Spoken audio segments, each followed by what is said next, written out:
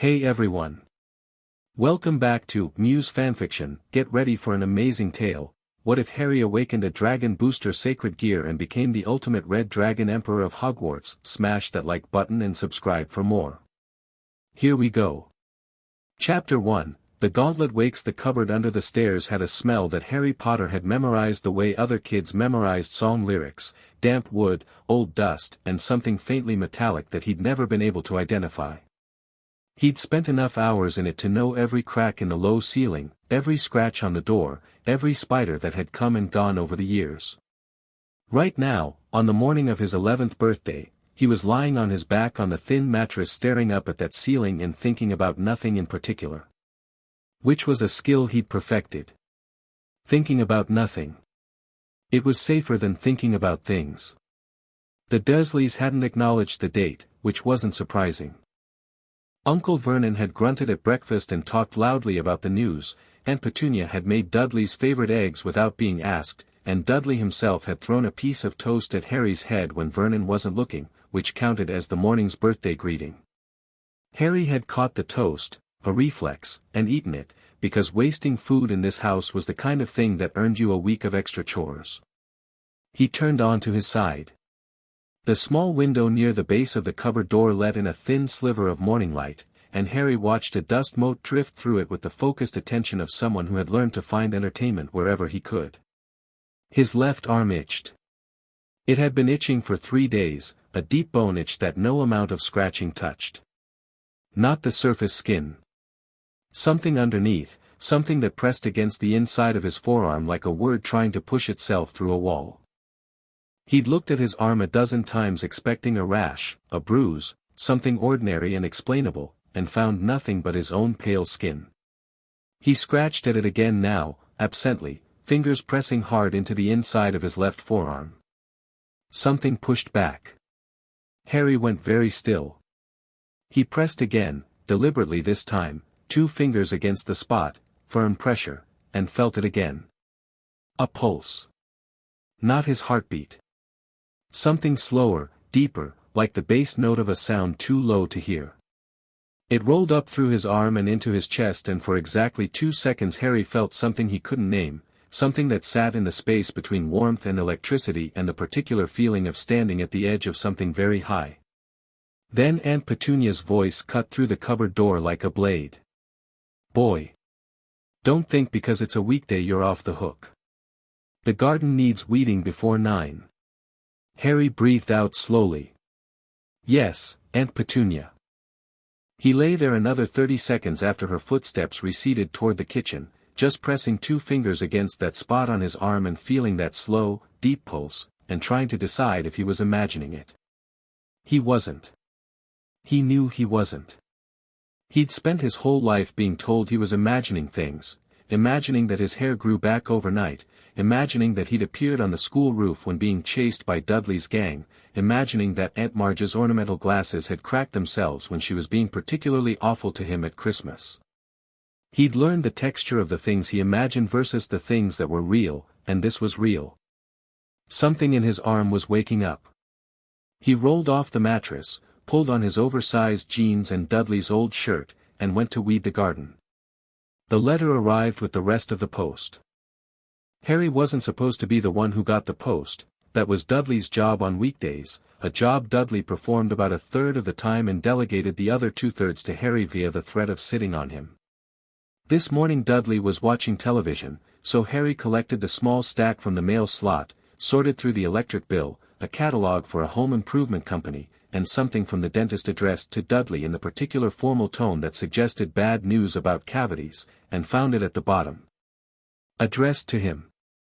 Mr. H. Potter, The Cupboard Under the Stairs, 4, Privet Drive, Little Whinging, Surrey. Thick cream-colored envelope, heavy in a way paper had no business being, sealed with a blob of dark wax stamped with a coat of arms he didn't recognize at first glance. Harry stared at it. He turned it over twice. His name was written in emerald green ink in a handwriting that looked old, not like old person old, but architecturally old, like the letters had been designed for stone rather than paper. Something in his chest did a slow, strange roll, and he became aware, sharply, suddenly, that his left arm had started itching again. "Give me that."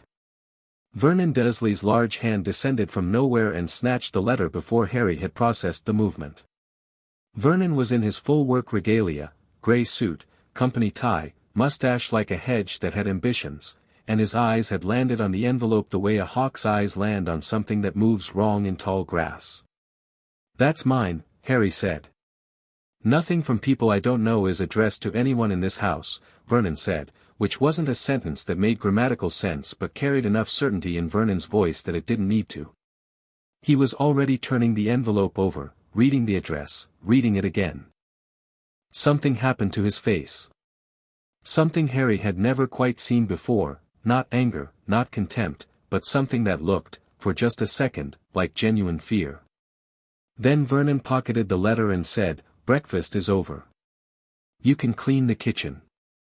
Harry stood in the hallway and said, very quietly, "That letter was addressed to me." Vernon didn't answer. He walked to his armchair, opened his newspaper to a random page, and sat behind it like a barricade. Harry went to the kitchen. He cleaned the dishes. He stacked the plates. He kept his left arm at his side and felt the pulse in it grow, slowly, from a barely there murmur into something that beat with real rhythm now, steady and patient and somehow not at all angry about being ignored. The letters kept coming. 1 the next day. 3 the day after. By the end of the week they were arriving in quantities that strained Vernon's credibility about how many he could accidentally lose, and the fear that wasn't quite fear on his uncle's face had evolved into full-throttle, mustache-quivering paranoia. They left Privet Drive by Saturday. They ended up in a stone hut on a rock in the middle of the sea by Sunday night, surrounded by the sound of waves and the smell of wet salt and Vernon's increasingly strained insistence that everything was absolutely fine. Harry sat in the corner of the hut on some old sacking, listening to the storm outside, watching midnight approach on Dudley's broken watch, and felt the pulse in his arm quicken for the first time. He didn't know what it meant. He had learned, in 11 years, not to expect things to mean anything good. But it didn't feel bad. It felt anticipatory, the way the air feels different just before lightning, charged with something about to happen. The watch hit midnight. Someone knocked on the door hard enough to shutter the whole hut, and Harry Potter's life changed, and the thing in his arms surged like a coal catching fire.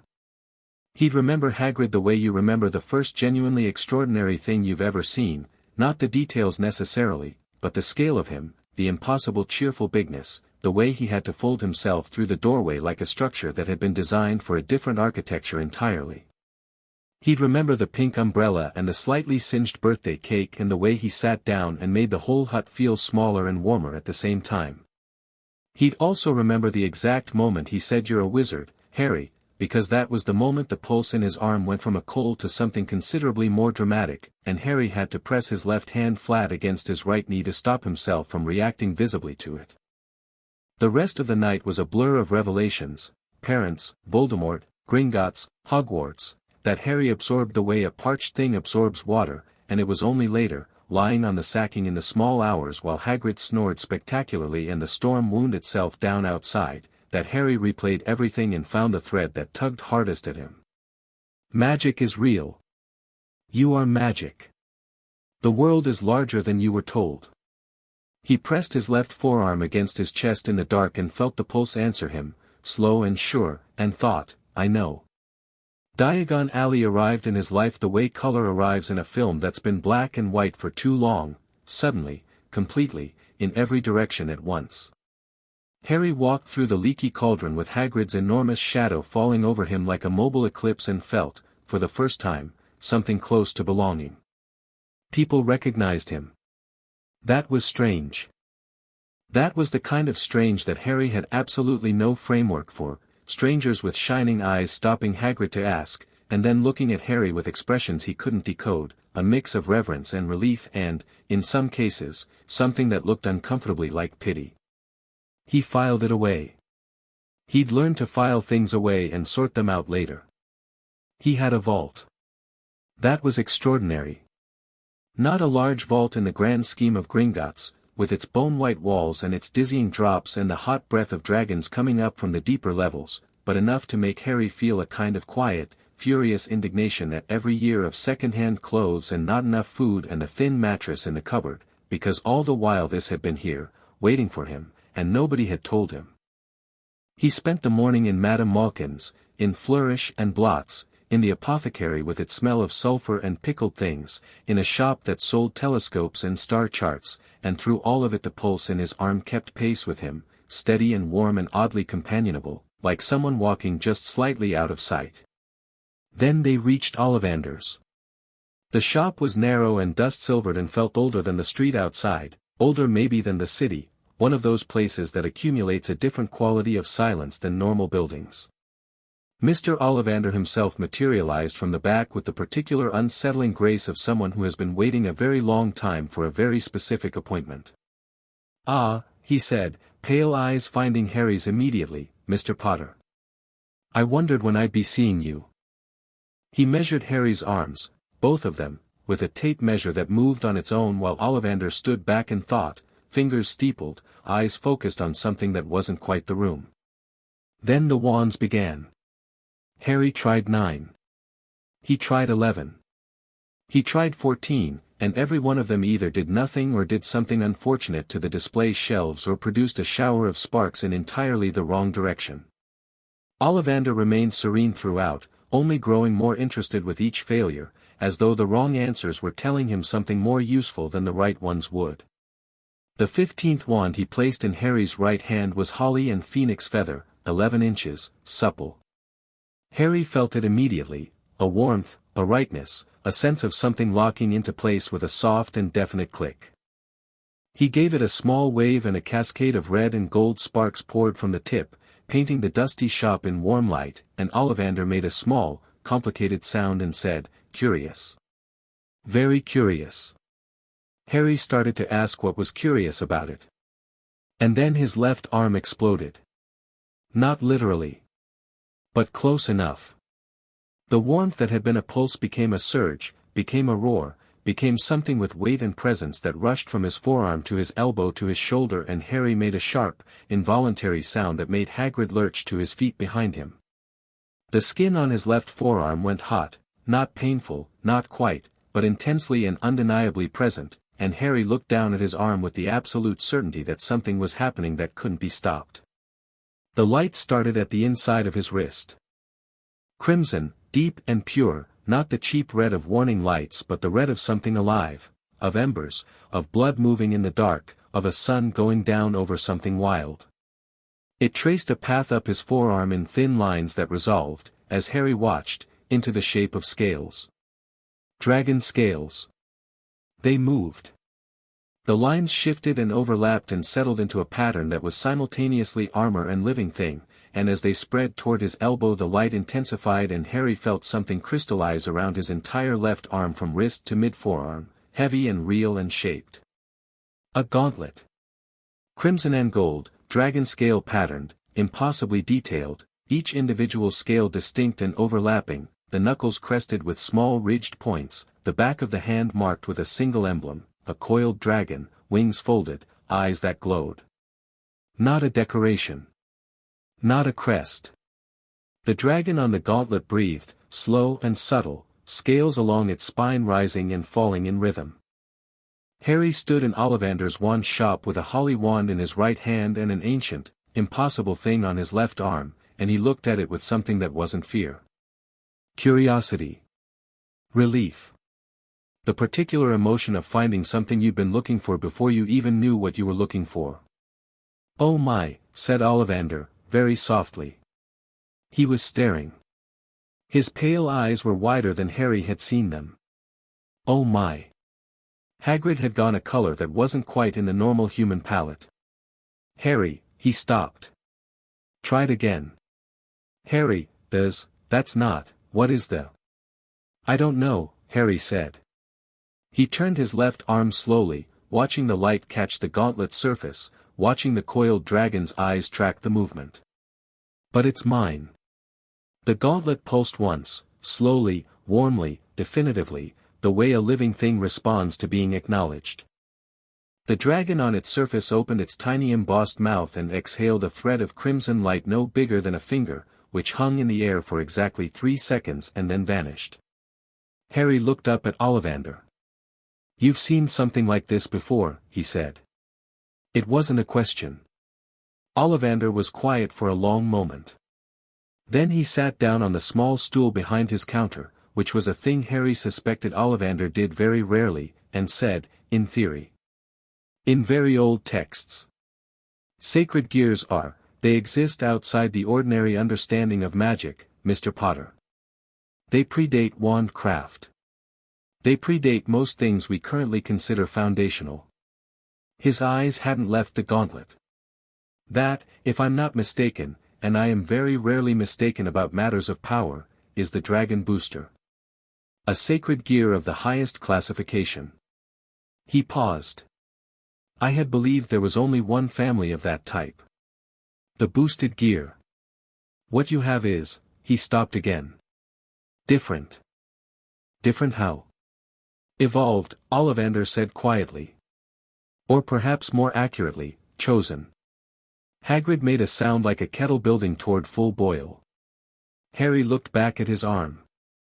The gauntlet was settling, the brilliant crimson light dimming to a warm ambient glow, the scales still distinct but no longer blazing, the dragon on the back resting with the patient energy of something that had just woken up and had no particular urgency about what happened next. He touched the embossed dragon with 2 fingers of his right hand, still holding the wand. Something in his chest answered, a deep resonance, a note so low it was less sound than sensation, and for just a moment, in the space behind his thoughts, he heard something. Not words. Not yet. A presence. Ancient, enormous, coiled in layers of sleep and beginning, just beginning, to uncoil. Harry lowered his hand and looked at Hagrid. "We should probably still pay for the wand," he said. Hagrid let out a sound that was half laugh, half something else entirely, and pressed the back of one enormous hand to his mouth. The walk back through Diagon Alley was different on the return.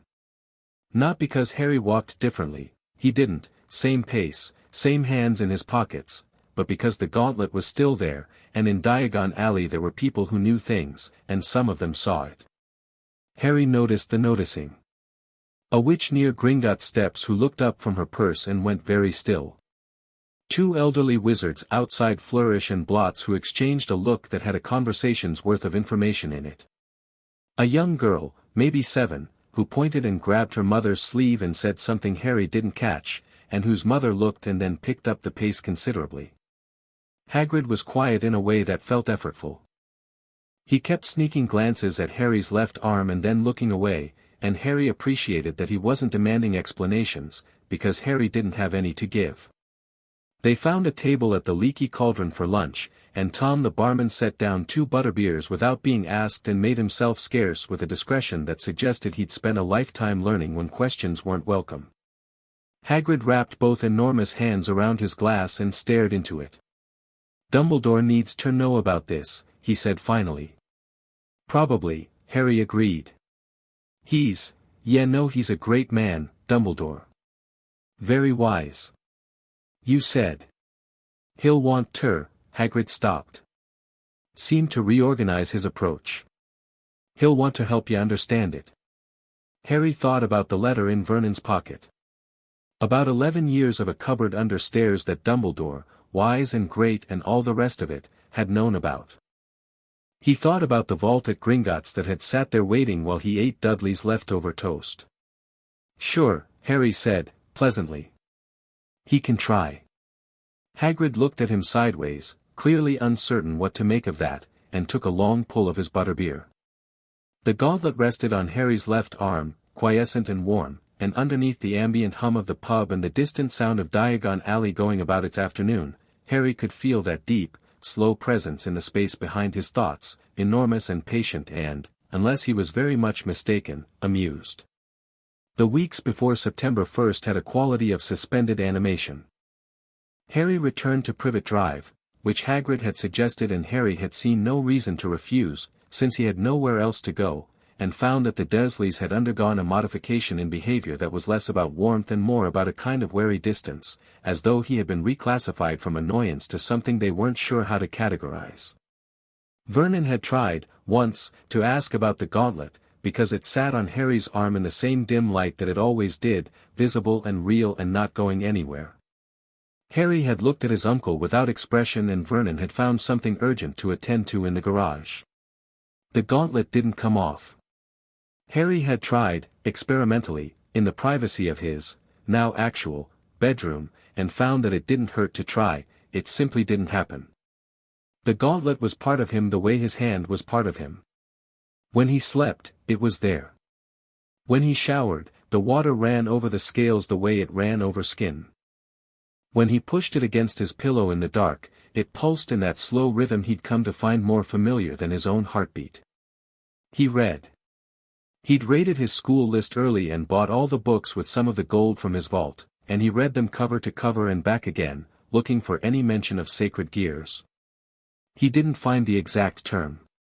He found references to ancient power artifacts, to pre-wand magic, to non-wand channeling traditions, to something called the supernatural doctrine in an appendix of a history of magic that was frustratingly vague about what the supernatural doctrine actually was. He found, in a footnote of the Dark Forces, a guide to self-protection, a single sentence that said certain artifacts of non-magical origin have been known to interface with wizard ability, though such occurrences are vanishingly rare and poorly documented, and he wrote down the book it cited as a source, which wasn't in his school list and wasn't in Flourish and Blots, which he checked via post. He did his summer essays. He worked through the exercises in the Standard Book of Spells, Grade 1. He sat on the roof of the Desleys' garden shed in the evenings and pressed his left palm against his right palm and practiced feeling the two sources of magic talk to each other, the wand-ready magic that crackled at his fingertips when he got excited, and the deeper, scaled thing in his arm that didn't crackle so much as resonate, the difference between static electricity and a generator. He got better at it faster than he expected. He didn't know if that was him or the sacred gear or the particular quality of magic that came from growing up with it bottled so tightly that when it finally had room it expanded rapidly. All three, maybe. And the presence in the back of his thoughts grew stronger. Still not words. Still not quite communication. But orientation, an awareness, not his, that shared the inside of his skull like a large and quiet tenant who hadn't introduced themselves yet but was clearly working up to it. On the 28th of August, lying on his bed with a copy of Fantastic Beasts and Where to Find Them open on his chest, Harry heard it. Not loud. Not dramatic. A single word in a voice like something enormous breathing through deep stone. Boy. Harry put down the book. Hello, he said, out loud, feeling only slightly absurd. The presence shifted. The pulse in his arm quickened once, twice, and then settled. You can hear me. Yes, Harry said. I knew something was there. You took your time. A pause. Then, with something that was either amusement or its very ancient equivalent, I was assessing. I do not speak to those who are not worth speaking to. And you are interesting. For a human child. Harry looked at the ceiling. That's not exactly high praise. From me, the voice said, it is the highest there is. I have lived for longer than your civilization has had language. I have been carried by 3 people in all of that time. The first 2 were, the voice paused. Adequate. What am I? Unknown yet. But the gear chose you, and the gear has never been wrong. It has been unfortunate in its choices before. Never wrong. Another pause, shorter. My name is Draig. I am the Welsh dragon. I am older than this island's first stones. I am sleeping, mostly, you are too young and too untrained for more than this, but I am here, boy, and when the time comes and you are ready, I will teach you what it means to carry me. Harry was quiet for a moment. Then he said, Harry. What? My name is Harry. Not boy. The presence was still for long enough that Harry thought he'd offended something genuinely ancient and was starting to frame an apology when Draig said, with complete and unhurried certainty, Harry. Then. Get some sleep, Harry. You go to school in 4 days, and the next thing that tries to kill you will not appreciate you being tired. Harry stared at the ceiling. The next thing that, but the presence had retreated back to its warm baseline hum, and the gauntlet pulsed once on his arm with something that felt unmistakably like a full stop. He lay there in the August dark and breathed slowly, and thought about the next thing that would try to kill him, and found that he was not particularly afraid. Which was probably, he thought, the healthiest sign he'd had in 11 years. King's Cross Station was a Thursday morning exercise in organized chaos, and Harry moved through it with his cart of school things and his owl, Hedwig, white and dignified and already deeply unimpressed with the noise, and looked for platform 9 3/4 with the calm confidence of someone who was not going to ask for help before he needed it. He found the Weasleys by sound before sight. The particular frequency of a large family in transit was distinct, and the distinctive red of 6 different heads of hair confirmed identification before he was close enough to hear individual voices. He'd found his ticket on the trolley and his heart gave a small, anticipatory jump that he kept carefully off his face, and then the woman, kind face, harried expression, genuinely enormous cardigan, was talking about muggles and he was talking to her, and the boy who turned out to be Ron was looking at Harry's left arm with a frank and undisguised stare. "That's wicked," Ron said, nodding at the gauntlet. "What is it?" "Sacred gear," Harry said. "I'll explain on the train." Does it do things?" "Yes." Ron seemed to decide this was the most promising development in his morning and immediately made space on the trolley for Harry's trunk. Harry appreciated the lack of preamble. He helped Ron's brothers through the barrier first, the twins, Fred and George, who looked at the gauntlet with identical expressions of professional interest and asked simultaneously if it was dangerous, to which Harry said probably, to which they both said brilliant, and then went through himself. The Scarlet Engine was extraordinary in the specific way that only things which are real and impossible at the same time can be extraordinary, and Harry stood on platform 9 3/4 for a moment in the steam and noise and felt that same rush of color returning to the world that he'd felt walking into Diagon Alley. He was going somewhere. Finally, genuinely, irreversibly somewhere. Drake was quiet in his arm, but the pulse was strong and warm and constant, and Harry walked toward the train and felt for the first time like he was walking towards something rather than away from everything else.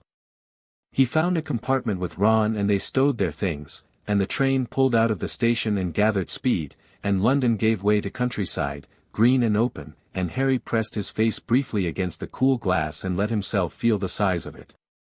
"So," Ron said, settling back with a look that suggested he'd been very patiently waiting.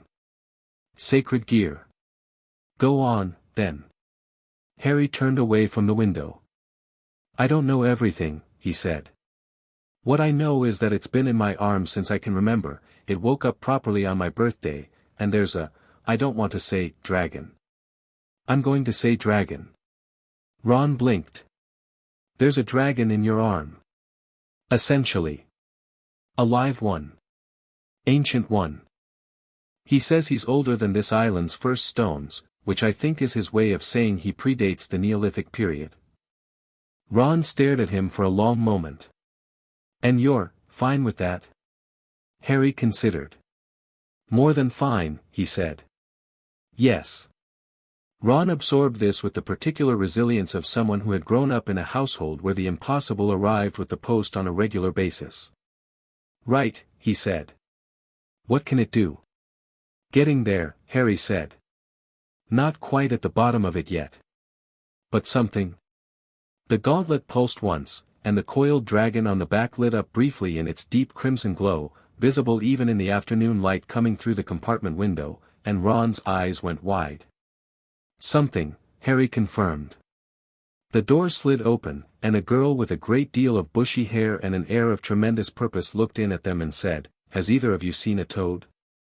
A boy named Neville's lost one, and her eyes found the gauntlet and stopped, and Harry watched the shift happen in real time, the cataloging, the rapid cross-referencing, the hunger of an intellect that had found an unidentified variable. "I haven't," Harry said. "What's your name?" "Hermione Granger." Her eyes moved from the gauntlet to his face. "You're Harry Potter. And what is that on your arm?" "Sacred gear," Ron supplied. That's not, I haven't read about, she stopped herself.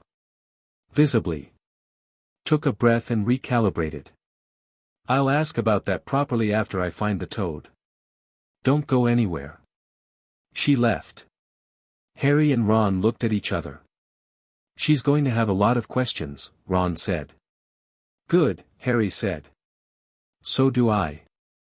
Outside the window, England rolled past in long gold and green sweeps, the sky going amber as the afternoon lengthened, and the Hogwarts Express carried Harry Potter north toward the castle at the top of the world, and in the chamber behind Harry's thoughts, Drake shifted slowly in something that felt like anticipation. Pay attention, Drake said, not unkindly. Everything from here changes. Harry leaned back in his seat.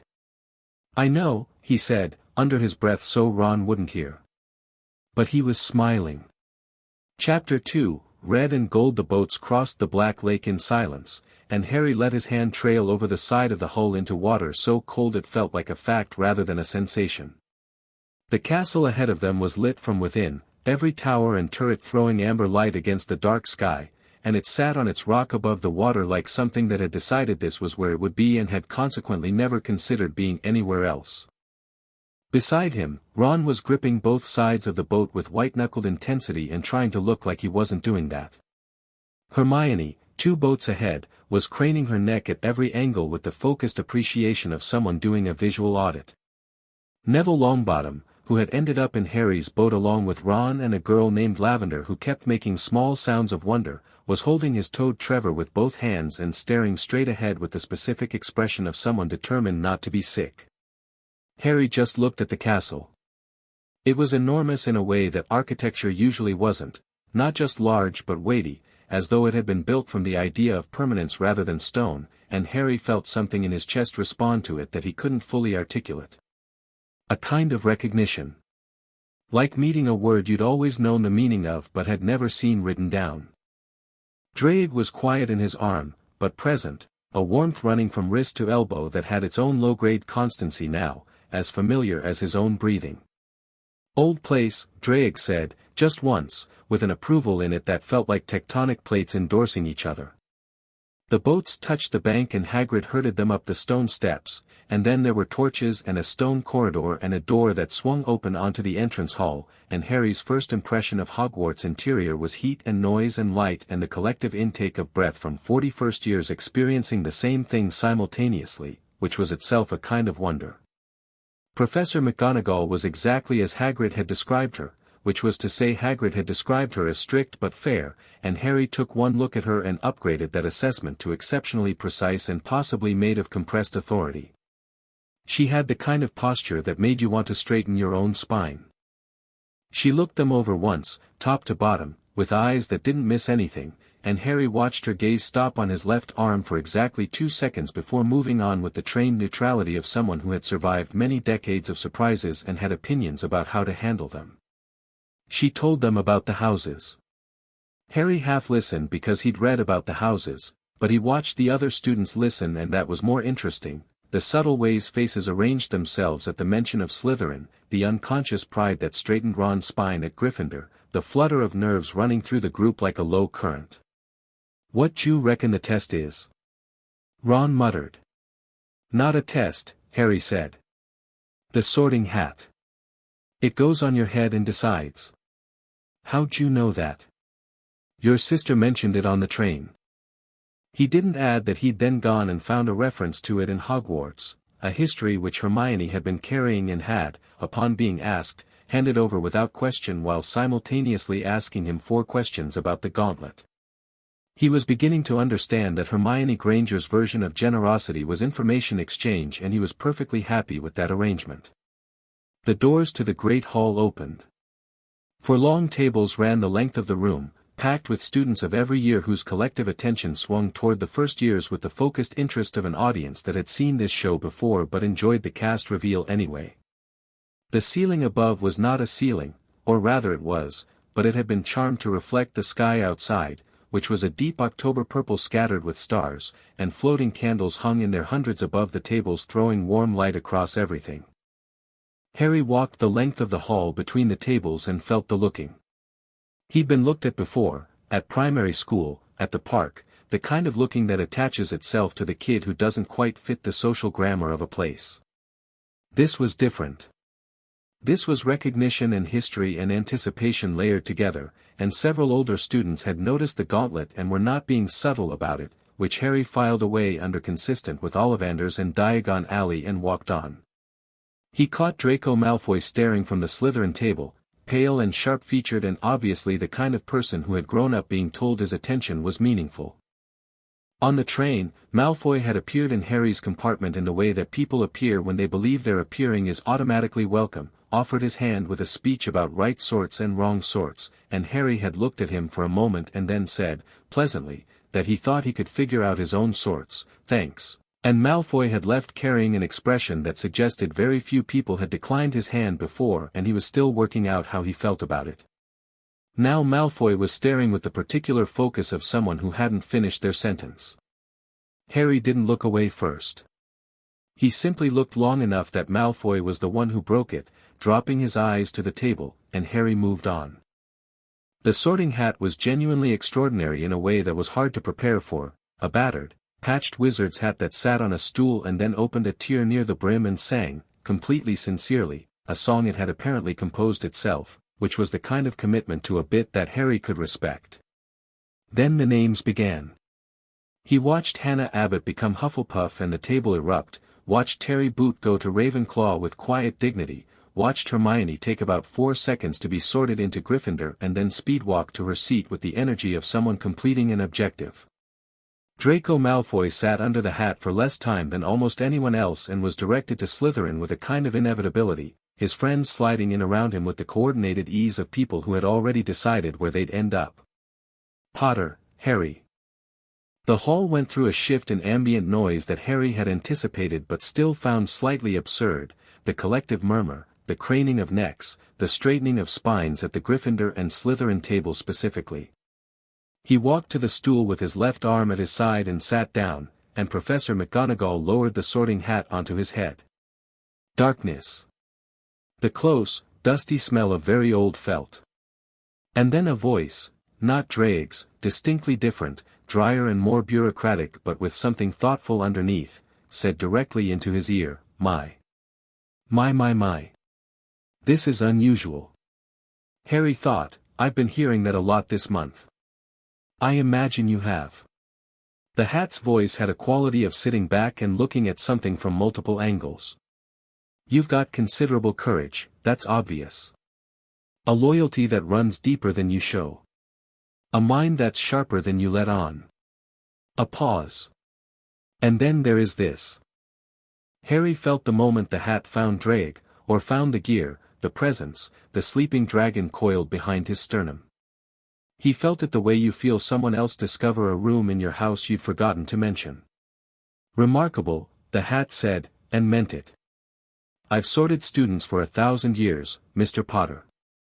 I have never sorted someone carrying a sacred gear. I should say, the gear complicates the sorting somewhat. How? Harry thought. Because I sort for potential and character, the hat said. And you have the makings of someone who belongs in any house I've got. The ambition that Salazar prized. The brilliance that Rowena built for. The dedication Helga recognized. The nerve that Godric demanded. It paused. But they are not equal in you. What's loudest is, it stopped. Seemed to listen to something. Ah. He agrees, does he? Drake? He has an opinion. Strongly expressed. The hat sounded amused. He says, and I'm quoting, that a dragon that hides belongs in no house worth naming. That covers it, I think. Another pause, shorter. Gryffindor. The hat was lifted from his head. The Gryffindor table became a wall of sound, and Harry walked toward it through the applause of the whole hall, because the whole hall did applaud, even Slytherin after a moment, not warmly but with the pro forma acknowledgement of a name they'd all grown up with. He slid in next to Ron, who was already grinning the particular grin of someone who'd gotten the answer right on a test they'd been worried about. Knew it, Ron said. Had to be, didn't it? The hat suggested I could have gone anywhere, Harry said. Course it did. That's what it says. But you're here, aren't you? Hermione leaned past Ron. What did it say to you? It only talked to me for about 4 seconds. It talked to Drake, Harry said. They had a brief conversation. Hermione opened her mouth, clearly had about 6 questions, and then the last few students were sorted and Dumbledore rose at the head table and began to speak, and she closed it and filed the questions away with the efficiency of someone managing a very full inbox. Albus Dumbledore was. Harry looked at him with frank assessment and found something true and strange in the looking. He was everything everyone had said, the long silver beard, the half-moon spectacles, the robes that moved like they were being driven by their own weather system, the eyes that were extraordinarily blue and seemed to engage with each person they found as though that person were the only thing in the room worth looking at. He was also, Harry thought, watching carefully, a man who was doing at least 3 things at once behind that benign expression. Dumbledore's eyes found Harry's at the Gryffindor table. Held them. Dropped to the gauntlet. Held them again. Something moved through that blue gaze, complicated, layered, the specific look of someone who has encountered an unexpected variable in a plan they've been running for a very long time. Harry met it without flinching. Dumbledore's mouth curved, slowly, into a smile that Harry couldn't quite decode, and then he said something about the third-floor corridor being off-limits to everyone who didn't want to die very painfully, which Harry thought was an extremely unusual thing to say at a school's welcome dinner, and then the food appeared. The food was, in a word, extraordinary. Harry had spent 11 years at a table where his portions were measured against Dudley's like comparative justice, and here was a table that simply had everything, limitless and warm and real, and he ate with a focused pleasure that he didn't bother to disguise. Ron ate with the same energy, which Harry appreciated, and they talked between mouthfuls about Quidditch. Ron was deeply passionate about it, and about the twins' apparent hobby of testing experimental products on first-year Slytherins, and about whether the moving staircases were genuinely random or had a logic that could be learned. Everything has a logic, Hermione said firmly. If you study the pattern long enough. The castle's been moving its stairs for 1,000 years, Ron said. Good luck with that. 1,000 years of pattern is still a pattern. Harry was listening to both of them while watching the head table, where Professor Quirrell in his purple turban was sitting 2 seats down from Dumbledore, talking to Professor Snape. Snape was black-robed and hook-nosed and looking at the first-year table with the expression of someone who had been handed a list of future disappointments. His eyes landed on Harry and stayed there, and Harry looked back, and something in Snape's gaze sharpened. Not the usual recognition stare. Something more specific. His eyes moved to the gauntlet and something flickered in his expression, quickly suppressed, but there, that looked like knowing. Harry held his gaze and raised an eyebrow. Snape looked away. Back to Quirrell. Harry filed it. Percy Weasley, the Weasley brother who had been appointed as Gryffindor prefect and appeared to have complicated feelings about the proximity of fame, materialized at Harry's shoulder during pudding and said, "The prefects will show the first years to the dormitories after the feast. Please don't cause disruptions along the way." He said it to everyone but directed it at Harry, which Harry thought was telling. "Absolutely," Harry said. Percy seemed to expect an argument and not getting one left him briefly at a loss. He recovered, straightened his prefect badge with a small dignity, and moved on. Fred Weasley, from further down the table, leaned forward and said, "We just want you to know, Harry, that Percy becoming more Percy the moment you arrived is not your fault. We've looked into it," George added. "It's chronic." Gryffindor Tower was through a portrait of a very fat woman who asked for passwords and seemed to take personal satisfaction in the process. The common room inside was warm reds and golds, chairs and sofas in various stages of comfortable deterioration, a fireplace large enough to stand in, and the pleasant ambient noise of a house that had been using this room for a long time. Harry stood in the doorway for a moment and let it settle over him. This was his place now. Not a cupboard. Not a corner. Not borrowed space under someone else's tolerance. His. He didn't make a speech about it or anything. He just stood there for a second and breathed it in and felt it register somewhere below thought. Ron appeared at his elbow. Girls' dorms are that way. Ours are up there. Percy says lights out at 10, but what that actually means is Percy's lights are out at 10. Sound policy, Harry said. The dormitory had 5 beds with deep red hangings, a trunk at the foot of each, windows overlooking the grounds. Ron claimed the bed by the window nearest the door, the one closest to the exit if something tries to eat us, he explained, with total sincerity, and Harry took the one across from it. Neville was already reorganizing his trunk with the focused energy of someone whose anxiety expressed itself through order. A boy named Dean had pinned a football poster to the wall with instant stick charms.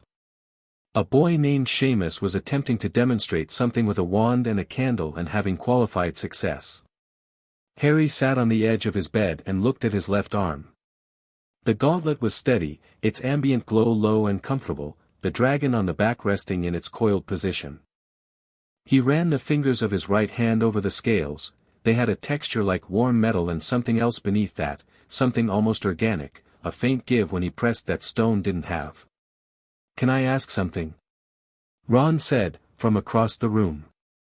He was sitting cross-legged on his own bed, Scabbers the rat asleep on the pillow beside him. Yes. Does it hurt? Having it there.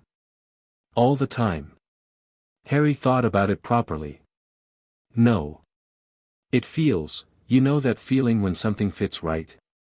A shoe that's the right size, or a pen that you found after using a bad one for a long time. It feels like that. Ron considered this.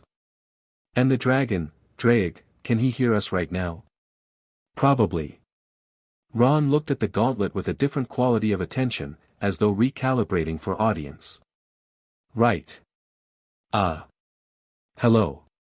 The coiled dragon on the gauntlet opened one eye, a single, brilliant crimson sliver, looked directly at Ron for exactly 2 seconds, and closed it again. Ron made a small sound. He said hello, Harry offered. He said nothing, Harry, he just, that's hello. For something that old, that's practically a hug. Classes began the next morning, and Harry discovered several things in quick succession. The first was that the years in his cupboard with books, a habit Uncle Vernon had discouraged but not successfully prohibited, since the local library was free and walking distance and Aunt Petunia had never quite gotten around to banning libraries specifically, meant he was further ahead in most subjects than the majority of his classmates. Not all. Hermione was in a category of her own, approaching each lesson with the energy of someone who had already read the assigned text and was now doing the post-credit scene. The second was that his magic interacted with the gauntlet in ways that were becoming clearer to him by the day. Spells cast with the wand in his right hand were clean and precise and exactly what he aimed at. But when he worked spells experimentally near the gauntlet, casting with his right hand while keeping the left arm engaged, feeling the gear's energy present and active, the output was different. Amplified was part of it, but not the whole of it. Richer, somehow. Layered. He kept this to himself for now, not from caution but from curiosity. He wanted to understand it before he explained it to anyone. The third thing he discovered was Professor Snape. Potions was in the dungeon, which was cold and dark and smelled of things that had been brewed over a long time, and Snape arrived like weather, sweeping in, robes billowing, silence dropping over the room before he'd said a word. He went through the attendance roll and reached Harry's name and paused there a half-second longer than anyone else's. Ah, yes, Snape said. Harry Potter. Our new, celebrity. Harry looked at him. Said nothing. Tell me, Mr. Potter, Snape said, moving toward the front of the class with the particular walk of someone who uses physical space as a rhetorical device. Since you're so famously gifted, what would I get if I added powdered root of asphodel to an infusion of wormwood? Harry knew this one. Draught of living death, it was in 1,000 magical herbs and fungi and also in the potion's text. He answered it cleanly, the draught of living death. Snape paused. The expected satisfaction of catching a student unprepared wasn't available to him, so he moved on. Where would you look if I told you to find me a bezoar? The stomach of a goat. It's a general antidote to most poisons. Snape's expression did something controlled. What is the difference between monkshood and wolfsbane? They're the same plant. Also called aconite. Silence. Hermione, to Harry's left, had her hand up. To his right, Ron was looking between Harry and Snape with the expression of someone watching a tennis match they hadn't expected to be interesting. Snape looked at Harry for a long moment.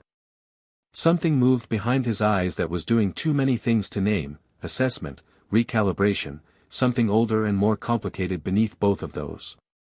Take 5 points from Gryffindor, Snape said finally, for answering without raising your hand. Hermione made a sound of profound outrage. Mr. Potter has clearly read his books, Snape continued, turning back to the class. Whether he can apply them is another matter. Harry raised his hand. Snape looked at it. Yes, Mr. Potter. Does answering with my hand raised mean Gryffindor gets the points back? The class went very still. Snape looked at him with an expression that Harry thought, with genuine interest, he might be the first 11-year-old to ever produce in a man. Not anger. Something more considered. No, Snape said, and turned to the blackboard. Ron leaned over and breathed, "Mate." Harry noted the exchange, added it to a growing file on Professor Snape's behavior, and opened his potions textbook. October was a cold and excellent month. Harry discovered Quidditch was real and he loved it in the particular way you love things you're immediately, naturally good at. Not the smug love of effortless competence but the deep love of finding a place where your body understands the grammar of the world. McGonagall had seen him catch Neville's Remembrall on his first day with a dive that had made several second-years physically flinch, and by the afternoon of the first week he was on the Gryffindor Quidditch team as the youngest seeker in a century. Oliver Wood, the captain, took this in the spirit of someone who had received a very specific answer to prayer. He had his first proper flying lesson with the whole class first, which was where things with Malfoy came to a head in a way that had been building since the train. They were on the lawn with their school broomsticks, old, temperamental things that needed coaxing, and Neville had taken an unplanned flight and landed badly and broken his wrist, and Madame Hooch had taken him to the hospital wing with strict instructions for nobody to leave the ground. Malfoy had picked up the Remembrall that had rolled from Neville's pocket and was holding it with the particular way people hold other people's things when the point is ownership, not interest. "I'll take that," Harry said. Malfoy looked at him. "Will you?" "Yes." "Come and get it, then." He mounted his broom. "Or can't the famous Harry Potter fly?" Several Slytherin students made encouraging sounds. Harry looked at Malfoy on his broomstick with the Remembrall in his hand and felt, quite calmly, that there was a right and a wrong way to handle this moment, and that Malfoy had set it up expecting a specific script. "Keep it," Harry said. Malfoy blinked. "Hadn't expected that." "Sorry." "Keep the Remembrall. Neville'll get it back when Hooch returns it, same as she'll take 20 points from whichever house decided to break her specific, clear, and simple instruction about staying on the ground." He looked at the Slytherin students around Malfoy. "But I'm not flying after something that isn't mine for the benefit of someone who thought holding another student's property was an interesting power move." He looked back at Malfoy. "Are we done here?" The silence that followed had a specific texture. Not the silence of someone being backed down, Malfoy's jaw was set and his eyes were sharp, but the silence of someone who had had their play disrupted and hadn't finished the calculation yet. "You're scared," Malfoy said. "That's what it is." "Of what, exactly?" "Of me. Of losing." Harry looked at him for a moment. "Draco," he said, "first name, easy and deliberate, I have a dragon god in my arm who has been alive longer than human civilization. I promise I'm not frightened of you." He turned and walked back toward the castle steps. Behind him, he heard Malfoy's broomstick hit the ground, and the Slytherin students going quiet in a different way than before, and Ron Weasley making a sound that was about 70% laughter aggressively converted into a cough. Malfoy threw the Remembrall. It came fast and Harry, without turning around, raised his left arm and the gauntlet's fingers closed around it from the side, catching it clean. He still didn't turn around. He just kept walking, remembering in the gauntlet's grip, and went inside. That evening in the common room, Fred and George materialized across the table from where Harry was doing transfiguration homework, and George said, "We heard about the remembrall." "News travels fast," Harry said. "We have a distribution network," Fred said. "Malfoy didn't fly after you." "No. He usually flies after people." "I didn't give him what he needed to," Harry said. "He wanted a race. Races have winners and losers, and he thought he'd get either a win or a humiliation. I took the option away." The twins exchanged a look that contained a full conversation. "He's going to make it worse," George said. "Malfoy doesn't let things go." "Good," Harry said. "I don't want him to let it go. I want him to be frustrated about it. Frustrated people make bad decisions." Another twin look. "This one longer." "We've decided," Fred said, "that we're going to be your friends." "Honored," Harry said, and turned back to his homework. Hermione, who had been on the sofa behind them doing the same homework and pretending not to listen, said, without looking up from her parchment, "That was strategically sound." "The Malfoy thing." "Thank you. I'm not complimenting you. I'm noting it for accuracy." "I know. That's why I said thank you." A pause. "Then, he'll escalate." "I know. Are you worried?" Harry looked at his left arm. The gauntlet sat warm and patient on his forearm, the dragon coiled, and Drake's presence was a deep hum at the back of his skull, and Harry thought about a boy who had learned not to want things, lying in a cupboard under some stairs, and about how far that felt from this moment. "No," he said. November brought cold and Quidditch practice and the slow accumulation of what Harry recognized, with some wonder, as an actual social life. He had Ron, who was straightforward and funny and brave in a way that didn't require an audience. He had Hermione, who was exacting and curious and whose version of loyalty was helping you be your best rather than your most comfortable. He had the twins, who were chaos in its most creative form and had taken Harry's refusal to be impressed by anything as a personal challenge and were working systematically through their entire repertoire. He had, in a different category entirely, Drake, who spoke sparingly but never trivially, and who had taken to making brief observations about Harry's days from the warm backroom of his consciousness, like a very old, very opinionated editor reading the rough draft of someone's life. "That one will be trouble," Drake had said, when Harry first had potions with Snape. "Which one?" "The dark one. The one who pretends not to feel things. He knows what you carry." A pause. "He fears it. That makes him more dangerous, not less." Harry had filed that next to his other Snape observations and kept going. The Quidditch match against Slytherin was a cold, brilliant November Saturday, the stands packed and roaring, and Harry flew the way he breathed, without thinking about the mechanics of it, just the intent. He had the snitch on the 6th minute but held back, literally held himself level 20 feet above it and waited, because the Gryffindor chasers were down by 20 and a seeker catching the snitch ended the game, and Angelina Johnson needed another 2 goals, and Harry had done the math in the 30 seconds of watching before he'd spotted the golden glint. Angelina got 1. He held. Katie Bell got the 2nd. Harry dropped like a stone, hand out, and the snitch flew straight into his fist with a smack he felt up to the elbow, and the stands erupted with a sound like the world coming on. He landed. Opened his fist. The snitch spiraled in his palm. The gauntlet was blazing, full crimson, scales lit, the dragon on the back standing upright with wings half spread and both eyes blazing red, and Harry looked at it and felt Drake's approval like a warm hand on the back of his neck, brief and certain. "There," Drake said. "Now you're getting it." "Getting what?" Harry said, quietly, in the middle of the noise. "What it feels like to choose the moment instead of reacting to it." Ron hit him from the side like a red-haired freight train, and Fred and George arrived from above still on their brooms and descended like victory personified, and Harry laughed, genuinely, fully, and let it happen. From the Slytherin stands, Malfoy watched with his jaw tight and his arms crossed, and he watched the gauntlet burn crimson in the November light, and he thought, Harry could see him thinking, could read the shape of it even at distance, that this was not over. Harry looked at him across the pitch, gauntlet blazing, and thought, you're right about that. Chapter 3, The Dragon Speaks. The library at midnight had a different character than it did during the day.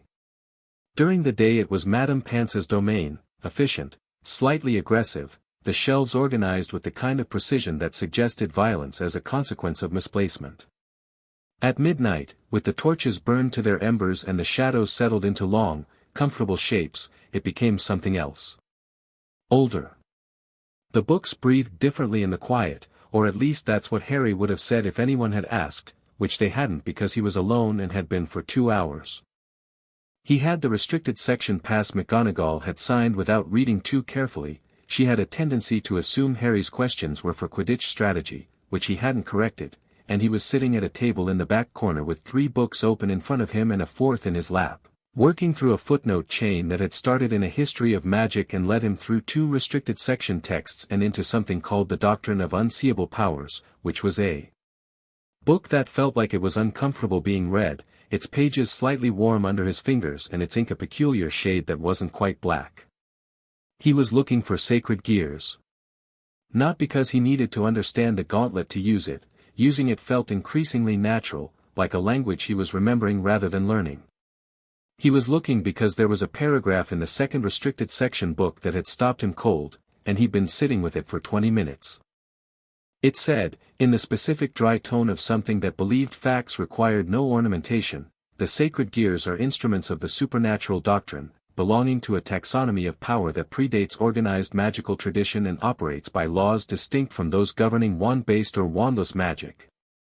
Their bearers have been documented throughout history, rarely, and typically at points of significant destabilization in the balance between magical and supernatural orders. The appearance of a sacred gear bearer in a purely magical environment has historically preceded one of 3 outcomes: reformation of the existing magical structure, catastrophic conflict, or the emergence of a new power classification entirely. 3 outcomes. Harry had read it 6 times and the sentence didn't change. Reformation. Catastrophic conflict. New power classification. Encouraging options, he muttered. The third one is the correct prediction, Drake said. Harry looked up from the book. Drake's voice had developed a texture over the weeks that Harry had gotten good at reading. There was the low rumble of idle observation, the sharp edge of instruction, and then there was this, which was the weight of something being said carefully and completely. You know which one it'll be. I know which one you are capable of. A pause. This is not the same thing as certainty. But I have lived long enough to know the difference between someone who carries power and someone who is power, and you, Harry, are the second kind. The world will not know what to do with you. That is their limitation, not yours. Harry was quiet for a moment, turning the gauntlet's wrist over in his hands, feeling the scales warm under his palm. Outside the tall library windows, November was doing its best with rain against stone. Tell me about yourself, he said. Properly. You've given me pieces. Drake seemed to consider whether this was the right moment. Then, what do you want to know? Everything. That would take significantly longer than one night. Start somewhere important. The pulse in Harry's arm deepened, slow and measured, and Drake's presence shifted from background to foreground in the way a large thing shifts when it stops pretending to be smaller than it is. Harry felt the change physically, a warmth that spread up his arm, into his shoulder, across his chest, not uncomfortable but present in a way that was impossible to ignore, like being inside the radius of something vast that had decided to make itself known. I am Drake, the dragon said. One of the 2 great dragons sealed by God's hand in the age before this age. My counterpart is Albion, the vanishing dragon, white to my red, the power of division to my power of amplification. We fought.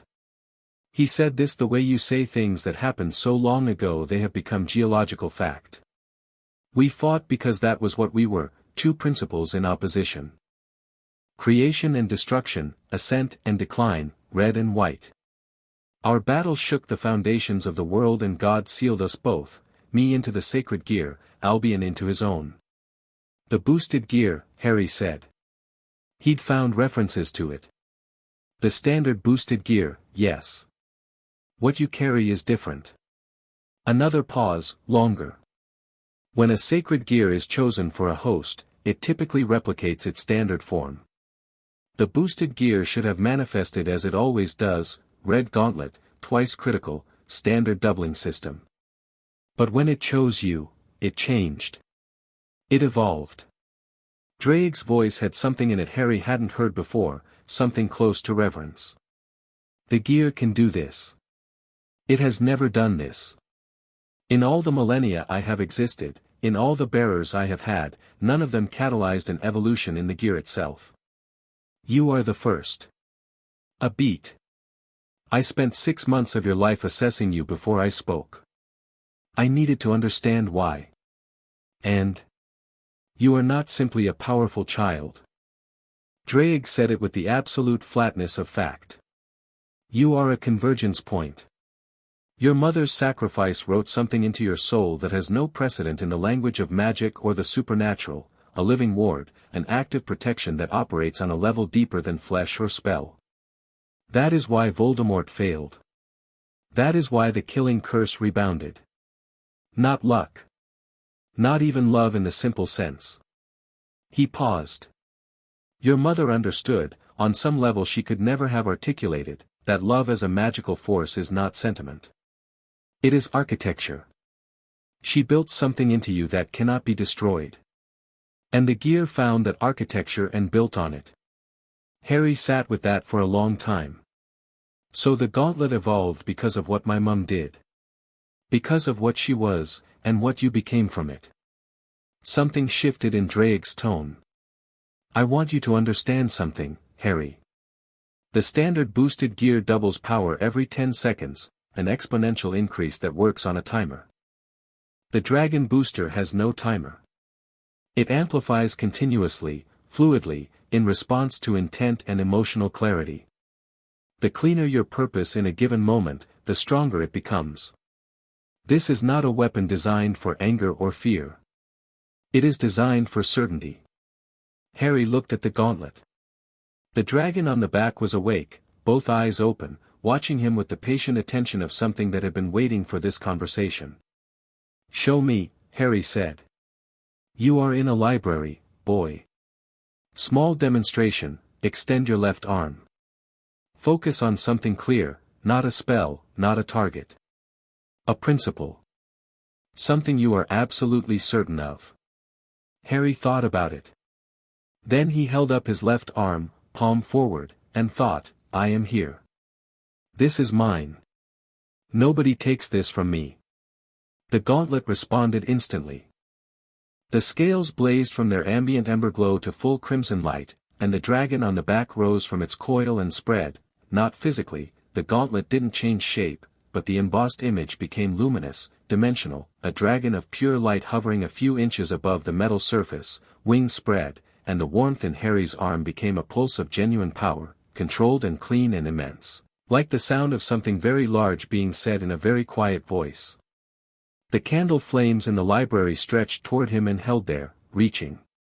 Harry lowered his arm. The light faded to its resting state. He breathed out slowly. Ascend, Drake said. That is the first principle. When you are certain, the gear amplifies. The second principle, draconic resonance, will come with time. The third, scale drive. Not yet. Firm. You are not ready for that. Scale drive is not amplification. It is transformation, and transformation has a cost that a child's body cannot currently absorb. We will get there. When? When I say.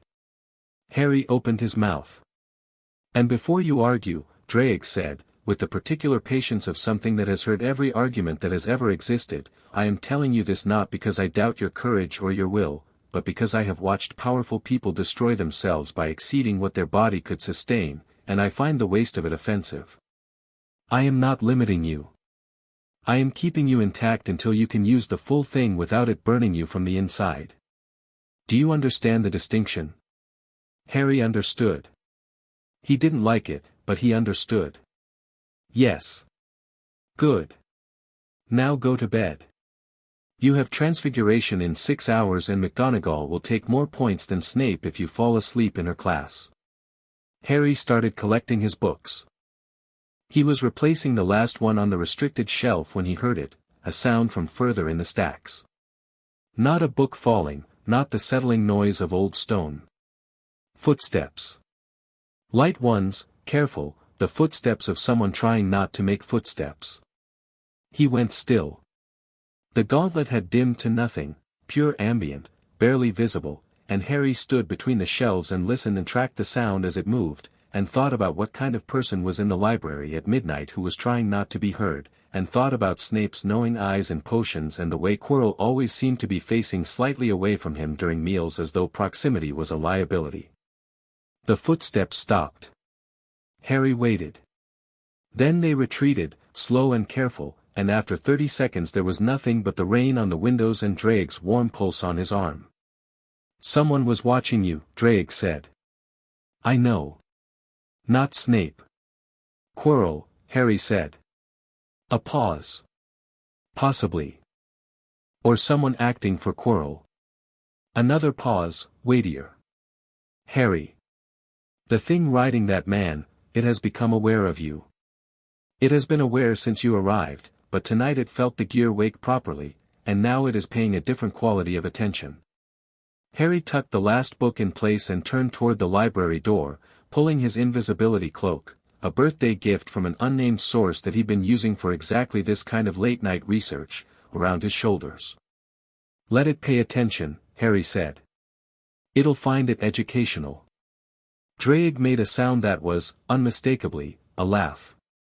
Deep and brief and real, like a single note from an instrument built at the bottom of a mountain. Harry had never heard it before. He found he liked it. Hermione found him the next morning at breakfast with the look she got when she'd been thinking about something since before sleep. She sat across from him, put down a piece of parchment with notes on it, and said, I've been researching sacred gears. Find anything? Not in the school library. Not really. There are references, footnotes, mostly, in books about pre-wand magical traditions. But the actual doctrine seems to exist outside of standard wizarding scholarship. She looked at the parchment. What I found interesting is that the references stop at a specific point. Like someone went through the literature and removed the substantive entries while leaving the contextual ones. Harry looked at her. Someone redacted the sacred gear literature. Not recently. The gaps look very old. But deliberately made. She folded her hands on the parchment. Which means someone, a very long time ago, decided the wizarding world shouldn't know about them properly. Or shouldn't know about them and be able to identify them. Hermione was quiet for a moment. You think there's a reason for that? I think there are people who know what the gauntlet is and what it means and who haven't introduced themselves yet, Harry said. And I think they've been managing the information environment for a long time. He picked up his toast. The question is whether they want to control it or eliminate it. Ron arrived in a wave of red hair and morning energy, dropped into the seat beside Harry, pulled half the bacon toward him, and said, You two are doing the serious faces thing at 8 in the morning. Someone give me context. Someone may have cleared sacred gear information from wizarding literature systematically, Hermione said. Ron chewed. Right. Is that dangerous information cleared or embarrassing information cleared? Dangerous, Harry said. Ron chewed some more. Figured. More bacon. The defense against the dark arts classroom was cold in a way that had nothing to do with temperature. Harry had been noticing it since the first lesson, a specific quality of chill that wasn't draft and wasn't autumn, but something more concentrated, a coldness that sat in the back of the room where Quirrell's desk stood and radiated outward in a direction that had nothing to do with geography. He'd felt it first on the first day, filed it under notable, and had been collecting data points about it ever since. Quirrell himself was the kind of person who worked very hard at performing a specific type of person, which Harry recognized because he'd spent his whole life watching the Dursleys do the same thing in their direction. Quirrell performed nervousness, the stutter, the flinching, the excessive turban and the apologetic smile, with a consistency that suggested dedicated practice rather than genuine anxiety. Real anxiety was Messier. Real anxiety forgot itself under pressure. Quirrell's never slipped. Today's lesson was on counter-jinxes, which Quirrell walked them through in a way that was technically accurate and practically useless, because he had the teaching energy of someone who wanted to convey information without actually having to think about it. The class took notes. Harry took minimal notes because he'd already read the chapter and his attention was on the turban. The turban was always there. The turban was never explained beyond gift from an African prince, which was a sentence that asked to not be examined. The turban sat on Quirrell's head with the specific quality of something that was doing two jobs. "You're staring," Drake said. "I'm thinking." "He can feel you thinking." Harry shifted his gaze to his parchment. Wrote a sentence about counter-jinxes. Felt the coldness in the back of the room pulse once, briefly, like something that had been pretending not to notice that it was being watched. After class, as students filed out, Quirrell called, "Mr. Potter." "A moment, if you please." Harry let the others go. Hermione lingered near the door until he caught her eye and tilted his head slightly toward the corridor, and she went, though not without the expression of someone leaving a book open in the middle of the best chapter. Quirrell stood at the front of the room, and up close, without the rest of the class providing scale, he was a smaller man than he seemed from the back of the room, narrow-shouldered, hands clasped at his waist. He was smiling the apologetic smile, but his eyes, pale, slightly too still, were doing something else entirely. "I wanted to check on you," Quirrell said. "Settle in well, have you?" "Very well," Harry said. "Gee, good, good." And his eyes moved to the gauntlet, which sat on Harry's left arm in its permanent resting state, scales warm in the cold dungeon light. "The remarkable thing on your arm. Getting comfortable with it, I trust?" "It's been comfortable since it arrived," Harry said. "Why, yes. Extraordinary piece of, what exactly would one call it?" "It's not a wand, not quite an artifact in the traditional sense, sacred gear," Harry said. He watched Quirrell's face with the specific attention of someone who has decided to give a person exactly the rope they're reaching for. "Surely you've come across the term, Professor. Given your considerable field research." Something moved behind Quirrell's eyes. Quick, controlled, but there, a sharpening that had nothing stuttering about it. "I've come across our references, yes. Very old, pre-wand tradition," Harry said. "Exists outside standard magical taxonomy. I've been researching it. Though the literature has some interesting gaps, as it turns out." He smiled, pleasantly. "You wouldn't know anything about that, would you?" The cold in the room intensified for a fraction of a second. Not Quirrell's doing, or not Quirrell himself. Something wearing Quirrell's proximity.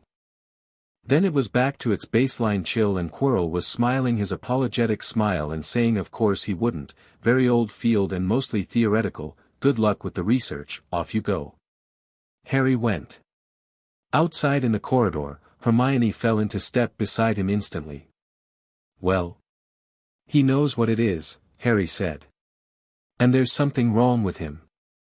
Something occupying the same space as him that's making him cold." "Cold how?" "The back of that classroom is 5 degrees lower than the front." Hermione was quiet for 2 steps. "I thought I was imagining that." "You weren't." Another 2 steps. "Harry, what exactly is sharing the back of that classroom with Quirrell?" Harry had a theory. He'd had it for 3 weeks, since he'd read a particular passage in The Rise and Fall of the Dark Arts about the events of a decade ago, and set it against the cold he felt in the defense room, and arrived at a conclusion that should have been frightening and instead just felt like information. "Something that failed to kill me once already," he said. Hermione stopped walking. Harry didn't. He turned the corner toward Transfiguration and said, over his shoulder, "Coming?" McGonagall takes points for lateness. She caught up to him in 3 quick steps, and he could hear her processing it, the rapid internal cataloging, and then she said, "Voldemort." Probably. Probably. I don't have confirmation. But the cold, the turban, the particular quality of paranoid attention I've been getting from Quirrell since September, it adds up. And you're not, she stopped. Started again. You're taking this very calmly. Harry thought about Drake's voice in the library. You are not simply a powerful child. You are a convergence point. Thought about the gear evolving. Thought about a killing curse that had bounced off a baby's forehead and gone back to its source, and what kind of thing that was, and what kind of person had survived it. He already tried, Harry said. Didn't work out well for him. The training was Drake's idea. Not framed as training, exactly, framed as exploration, which was Drake's way of introducing Harry to his own capacity without making it feel like homework. It happened in stolen hours, mostly evenings on the Quidditch pitch after the rest of the team had gone in, sometimes in the space behind the stands where the echo of wind off the grass and stone created enough ambient noise to work in without being heard. The first thing Drake taught him was the difference between magical output and gear output. They're separate, Harry said, on a Tuesday evening in November with his breath making small clouds in the cold air. He was standing in the center of the pitch, wand in his right hand, gauntlet active on his left, both sources running simultaneously for the first time. They don't interfere with each other. They don't. They are distinct systems. Your wand channels your native magical ability, it shapes and directs it. The gear amplifies a deeper capacity. Used together, they stack, Harry said, feeling it as he said it, the 2 layers of power running in parallel, wand magic at the surface and gear energy underneath, different frequencies, different textures, both his. Correctly understood. Now, cast something simple. Lumos. Harry raised the wand and said, Lumos, and the tip lit as it always did. Steady, white. Now engage the gear. Don't use it. Just open it, the way you open a door without walking through it. Harry felt for the gear the way you feel for a familiar switch in a dark room, not searching, just reaching. The gauntlet scales lit to their ambient crimson and he felt the connection open, the gear's deeper hum running beneath the wand's output. Now what? Now say Lumos again. He looked at the wand.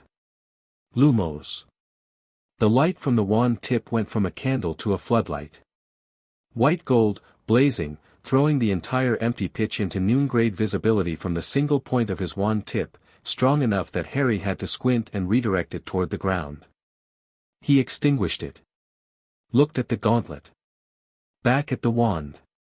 Ascend, Drake said, simply. You have understood the first principle. The gear amplifies what you already have. Every spell you cast with both systems active will exceed standard output by a margin that grows with your clarity of intent. In a full engagement meaning what? Meaning when the gear is fully activated, scales fully lit, draconic resonance engaged, your magical output will exceed anything a standard witch or wizard can produce. A pause. I am not telling you this to make you complacent. I am telling you so you understand the responsibility attached. Power without proportion is destruction. The gear amplifies your magic, Harry. It also amplifies your errors. Be precise. They worked until the stars were bright and Harry's arm was warmly exhausted in the way good use feels different from overuse. He could produce clean, controlled ascend engagement and disengage at will.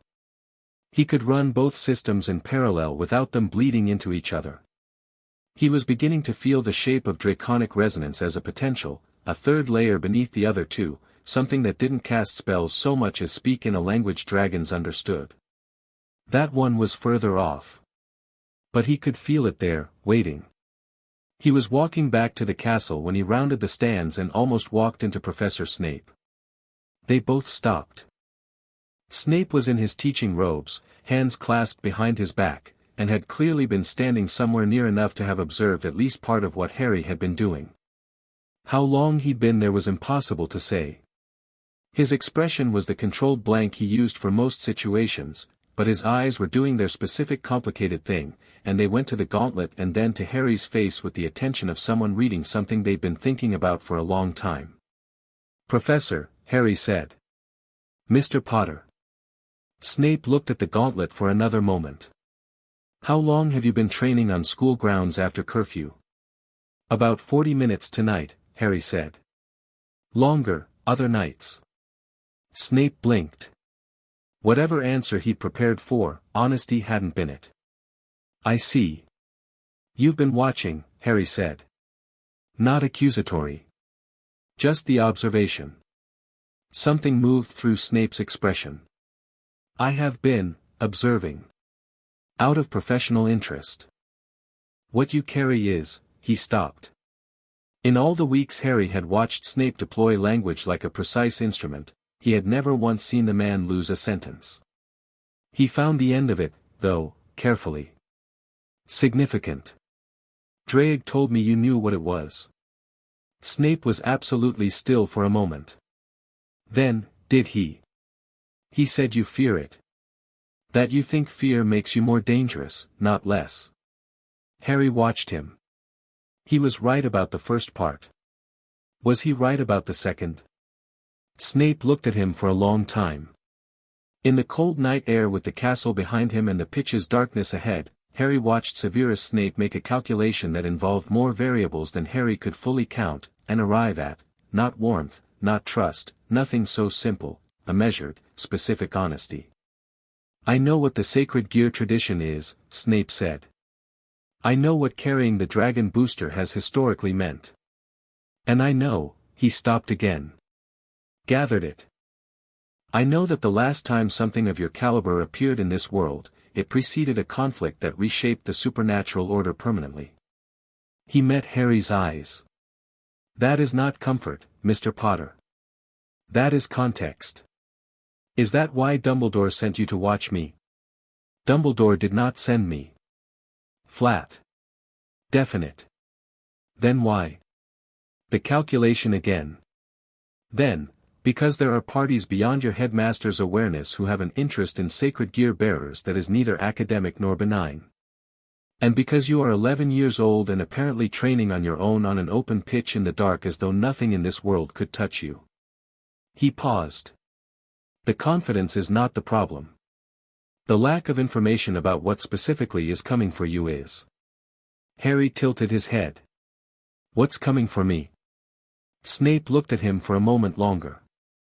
Then he said, "Get inside, Potter. It's past curfew," and turned and walked toward the castle. Harry watched him go. "He told you more in what he didn't finish saying," Drake observed, "than in what he did." "The parties with an interest in sacred gear bearers," Harry said. "He knows about them." "Yes. And they're not aligned with Voldemort." "No. Which makes them a separate problem." Drake's voice was measured. "Voldemort wants to kill you, Harry. That is simple and direct and manageable in the terms we've been discussing. These others want something else." "Correct. What they want is considerably more complicated than your death." A pause. "Sleep. We will think about this tomorrow." Harry walked toward the castle through the cold November dark, and above him the thousand-lit windows of Hogwarts threw warm squares of light against the sky, and he thought about the book's three outcomes: reformation, catastrophic conflict, new power classification, and about Snape's careful face and careful non-answers, and about parties with interests in sacred gears, and about what Drake had said, "Everything from here changes." He stepped through the castle door, and from somewhere on the floor above he heard the shift of a footstep that stopped when he appeared, and felt the cold that wasn't temperature press briefly against the back of his neck. He turned. The corridor was empty. The torches threw their warm, ordinary light. Harry looked at the empty corridor for a long moment. Then he walked upstairs to bed, and the cold retreated, and the night closed down quiet around Hogwarts like a held breath.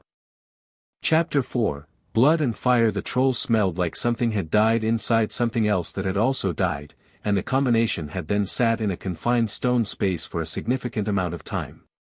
Harry registered this in the first second after he pushed open the girl's bathroom door and the smell hit him like a physical object. The second thing he registered was the troll itself. It was enormous in the way that made the word enormous feel insufficient. 8 feet of gray-green muscle and bone density, dragging a club that had started life as a full-grown tree, moving with the lumbering confidence of something that had never once encountered a problem it couldn't resolve by hitting it. It hadn't noticed them yet. It was working its way along the bathroom wall with the focused curiosity of something encountering indoor plumbing for the first time, and every step it took cracked the tile floor and sent chips of stone skittering across the wet ground. Hermione was backed against the far wall between 2 of the sinks, absolutely still, her face the particular color of someone who has had the experience of reading about a thing and then meeting it in person and discovering the gap between those 2 states is vast. Ron grabbed Harry's sleeve.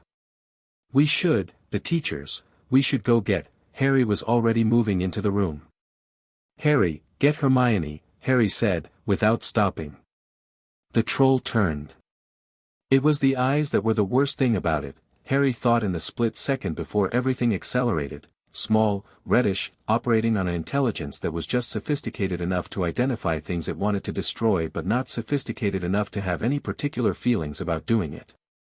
They fixed on Harry with the immediate interest of something that had found a new and smaller target, and the club came up with a speed that was surprising for something that size.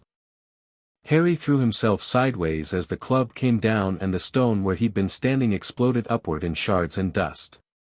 He hit the ground on his shoulder, rolled, was up on both feet before the troll had tracked the movement, and put 2 of the sink pillars between himself and its next swing.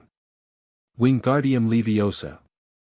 Ron shouted from behind him, the spell connecting with the club, not perfectly, the aim was off, the club shuddered and half-lifted and the troll grunted and yanked it back down with a force that pulled Ron's spell apart.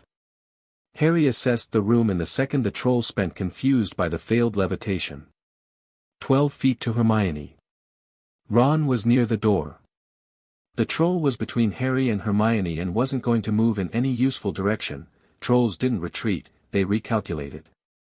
The ceiling was too low for the club to get full arc if Harry kept the troll facing him rather than turning to the girls' section of the bathroom. He made decisions fast.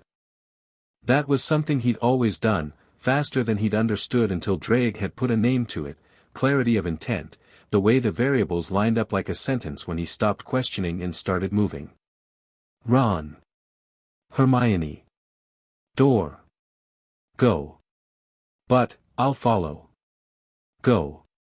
Ron grabbed Hermione's arm, she moved with him, not frozen, just shocked, already thinking again. Harry could see it happening in her face as movement restored function, and they ran for the door and the troll swung at them and Harry said, "Flipendo."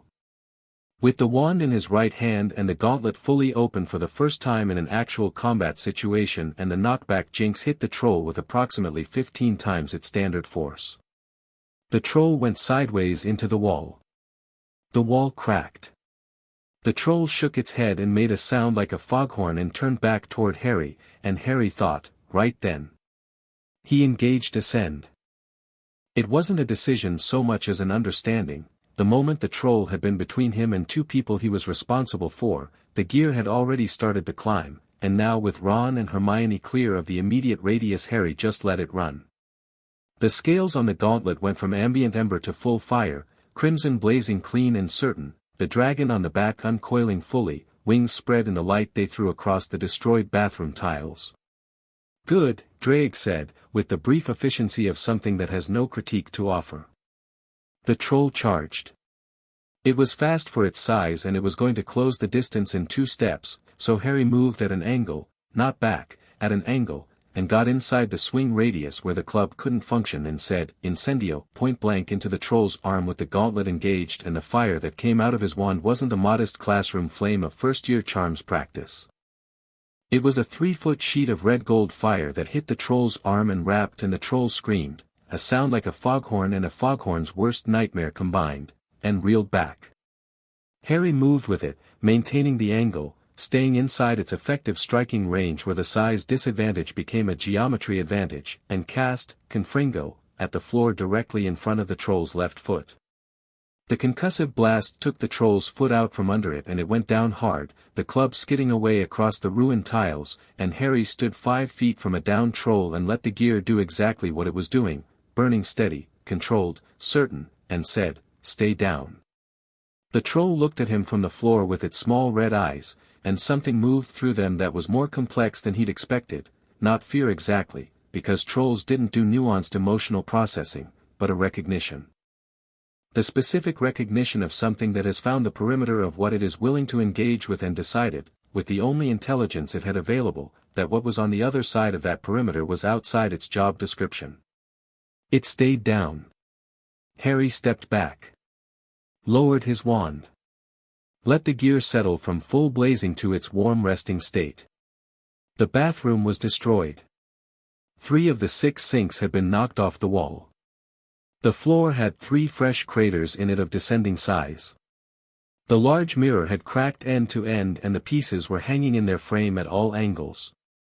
The troll was taking up most of the available floor space, breathing heavily, its arms still smoking faintly from the incendio.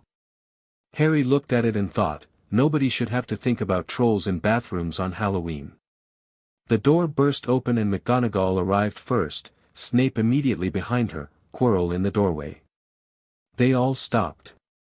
McGonagall looked at the troll. Looked at the room. Looked at Harry. Her expression went through several states in quick succession and arrived at a form of controlled shock that on a less disciplined face would have been open astonishment. "Potter," she said. "Are you all right?" "Fine," Harry said. "Are Miss Granger and Mr. Weasley in the corridor?" "They're not hurt." Snape was looking at the room with a very specific quality of attention. Not surprise. Surprise was a thing that required an expectation to be violated, and Harry thought Snape might have expected something in this neighborhood. He was looking at the troll and the blast patterns and the concentrated fire damage on the troll's arm, and then at Harry, and his expression was doing its complicated cataloging. Quirrell was in the doorway and not coming further in. His eyes were on the gauntlet. Harry watched him from the corner of his eye and felt the cold that wasn't temperature radiating from the direction of the door, and it was sharper now than it had been before, close and focused, and Harry understood that whatever was riding Quirrell was not looking at a gauntlet with professional interest. It was looking at a gauntlet with hunger. "Remarkable," Quirrell said, in his apologetic voice, not stuttering for the first time Harry had noticed in 2 months. Then he caught himself. "Are remarkable that the tea-troll ended up, in here of all places." "Yes," Harry said, looking straight at him. "Remarkable." Quirrell's eyes dropped from the gauntlet to the floor, and the cold pulled back to its baseline, and the stutter returned with the reliability of a practiced instrument. McGonagall was saying something about points, 10 each to Harry, Ron, and Hermione, which Harry thought was fairly reasonable compensation for a troll, and something about the wisdom of following instructions about staying in dormitories during troll alerts, which was directed at Hermione and had the particular tone of a reprimand that was also a quiet acknowledgement that the person being reprimanded had responded correctly under pressure. Hermione said they'd come looking for her, that they'd known she hadn't heard about the troll, which was kind and inaccurate in the specific way that good loyalty expresses itself, and McGonagall looked at her and seemed to decide the inaccuracy was the appropriate response to the situation and let it stand. Harry didn't correct anything. He watched Quirrell leave through the cracked doorway and stood in the ruined bathroom with the smell of troll and burnt stone and felt the evening settle into a new arrangement around him. They walked back to Gryffindor Tower together, the 3 of them, through corridors that had the specific late-night emptiness of a school after everyone has gone to bed except the people something has happened to. Their footsteps were loud in the quiet. Ron went first, because Ron was Ron. "That was, what you did in there. We should have gotten the teachers faster," Harry said. "You knocked a troll through a wall, into a wall. Different result." Harry. Ron stopped walking. Harry and Hermione stopped with him. Ron's face had the expression of someone who has been building up to something and has decided to just say it. "The fire from your wand. That wasn't a normal incendio." No. It was about 10 times as much fire. Roughly. Ron looked at him for a moment. Is it going to keep getting more? The power. Yes, Harry said. Ron processed this. Right. He started walking again. Yeah. Good. Yeah. Hermione was quiet, which for Hermione was a louder communication than speaking. She'd been quiet since the bathroom, not the shocked quiet of someone shut down by fear but the processing quiet of someone integrating a significant amount of new information. Harry waited her out, which he'd learned was the right approach. She spoke at the portrait of the fat lady. The gear amplifies your existing magic. Yes. Proportionally to clarity of intent. The cleaner the purpose, the stronger the output. So in there, when you were, she paused. When you were between us and the troll, clean purpose, Harry said. She looked at him for a moment in the torchlight with an expression that was complicated in the way her expression sometimes got when she was feeling something she hadn't catalogued yet. Then she said, "Thank you," in a tone that was separate from her usual register, quiet and direct and without the armor of academic efficiency. Of course, Harry said. The fat lady opened for them, and they went in, and the common room was warm and firelit and scattered with students who'd been nervous all evening and lit up when they came in, and Fred and George descended on them from the direction of the fireplace demanding the full account. Harry told it. Concisely. Ron added texture. Hermione added accuracy. The common room gathered and listened, and the response was the specific response of a group of people who've been scared and have then found out the scary thing has been handled, which is warm and loud and slightly excessive. Harry accepted it with the equanimity of someone who was more interested in eating. He'd missed the Halloween feast entirely and was now extremely aware of this, and Fred materialized a pile of food from somewhere with the efficiency of someone who kept emergency food supplies as a standard practice. Later, when it had thinned out and most people had gone to bed, Harry was sitting by the fire eating the last of the food, and Hermione came and sat beside him, not across from him the way she usually did, actually beside him, close enough that her shoulder was near his arm. "I've been in Hogwarts almost 3 months, she said, "and tonight is the first time I've felt like I actually belong here." Harry looked at her.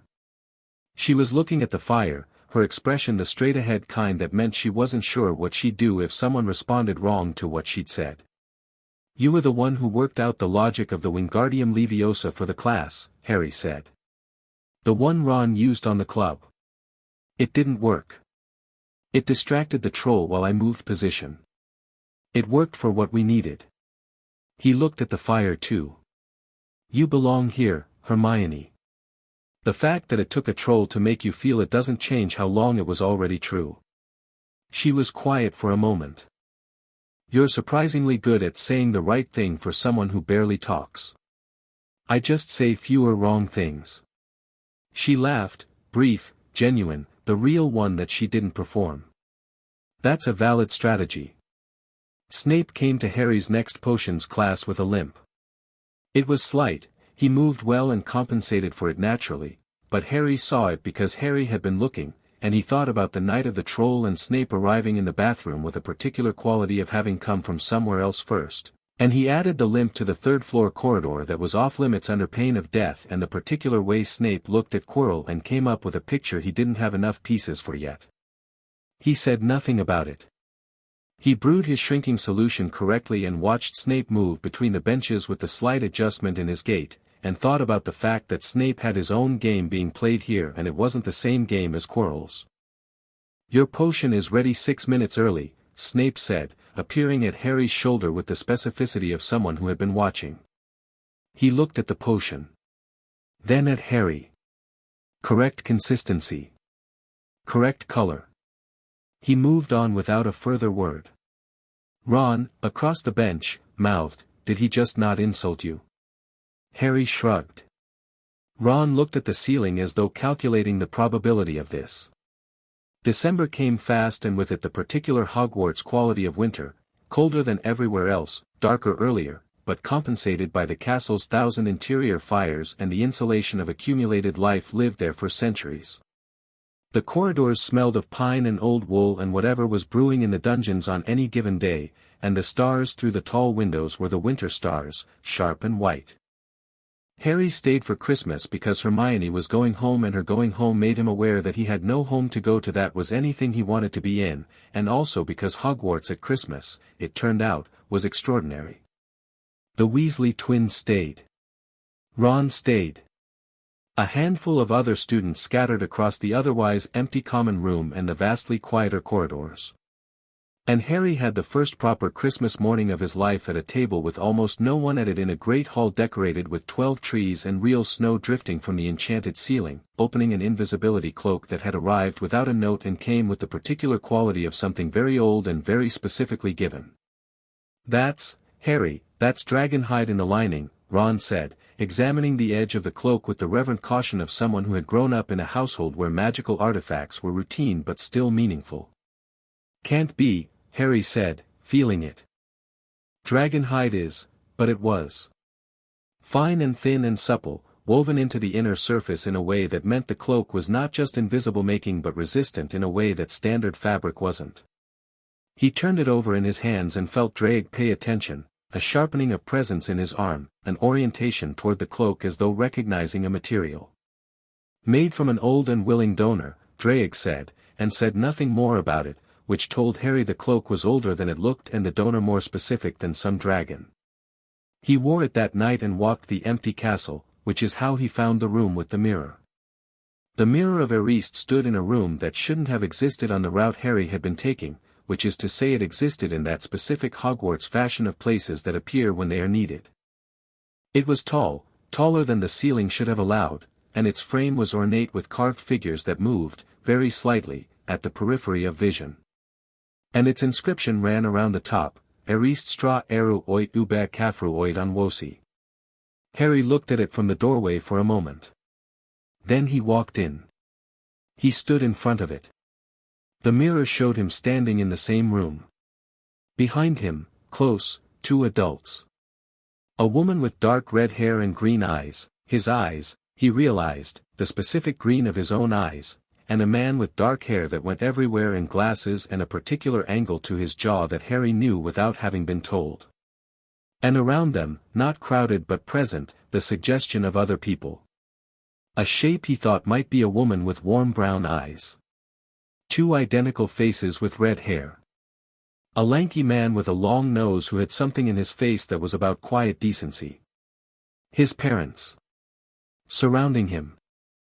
Not in some other life, in this room, behind him, as though they'd always been there. Harry looked at it for a long time. He heard Drake, very quietly, "Harry." He breathed. "I know. The mirror shows desire, not truth. It has undone better people than almost anything else in this castle. I know." He took a breath. "It's still, yes. Gently. The most gentle Harry had ever heard the dragon be. I know." Harry stood there another minute. He memorized it, the specific red of his mother's hair, the specific line of his father's jaw, and then he turned around and walked out. He didn't go back. Hermione returned from Christmas with new books and a focused energy that suggested she'd spent the holiday doing research, which she'd done. She unpacked several volumes onto the library table between them and Ron on the first day back, and tapped the third one. "This one," she said. "I found it in a Muggle library, of all places. Section on comparative mythology. Chapter on dragon cults in medieval Europe." She opened it to a marked page. "There's a passage about an organization called the Conclave of Draconis, the Draconis Conclave, which is described as a medieval secret society dedicated to the documentation and control of dragon-affiliated supernatural phenomena." Harry looked at the page. "Control," he said. "That's their word. Document and control." She pointed at a line. "The conclave maintained active members and institutions of power throughout the continent, tasked with identifying and containing what its founding texts called draconic emergence, individuals born with or awakening to dragon aspect supernatural ability." She looked at Harry over the page. "Containing. Not preserving. Not studying. Containing. No. And look at the date range. She pointed. They're documented as active in the medieval period, but the last reference I can find in academic literature is recent, Harry said. Hidden. Like the sacred gear material. Exactly like it. She sat back. Harry, I think the Draconis Conclave is still active. I think they're the ones who cleared the sacred gear literature. And I think they know you're here. Harry thought about Snape on the Quidditch pitch in November. There are parties beyond your headmaster's awareness who have an interest in sacred gear bearers that is neither academic nor benign. Thought about the particular quality of deliberate not quite saying that Snape had employed. Someone in this school is connected to them, Harry said. Or working with them. Ron had been reading the page since Hermione had opened the book. He turned it now, reading ahead, and said, "There's something here about the Conclave's founding principle. It says," he squinted at the old text, "that the sacred gears represent a power that, quote, exceeds the ordained capacity of any singular bloodline and must therefore be held in stewardship by those trained to ensure its correct application." He put the book down. They think they own it. The gear. They think they have the right to manage it, Harry said. His voice was very level. Manage me. The gauntlet scales lit, briefly, without Harry doing anything deliberate, a flash of deep crimson that lasted 3 seconds and then settled. Draig said, with the particular flatness of something that has considered violence and chosen precision instead, "No one manages us, Harry." "No," Harry said. "They don't." January was cold and clear and full of things building. Harry could feel it, not in any mystical sense, just the practical reading of accumulating patterns. Quirrell's cold presence getting more focused, a particular quality of attention in the corridors when Harry passed certain spots. Snape watching with the intensity of someone waiting for something specific to begin. The third-floor corridor, which Harry had walked past every day and never entered, out of not caution but out of the assessment that the right time to deal with whatever was behind that door was when he understood more of the board. He understood more of the board now. Dumbledore had spoken to him after Christmas, a brief meeting in the headmaster's office that had been warm and twinkly and full of the particular kind of wisdom that doubles as misdirection. Dumbledore had asked about the gauntlet with the cautious curiosity of someone who had been thinking about their approach for a while.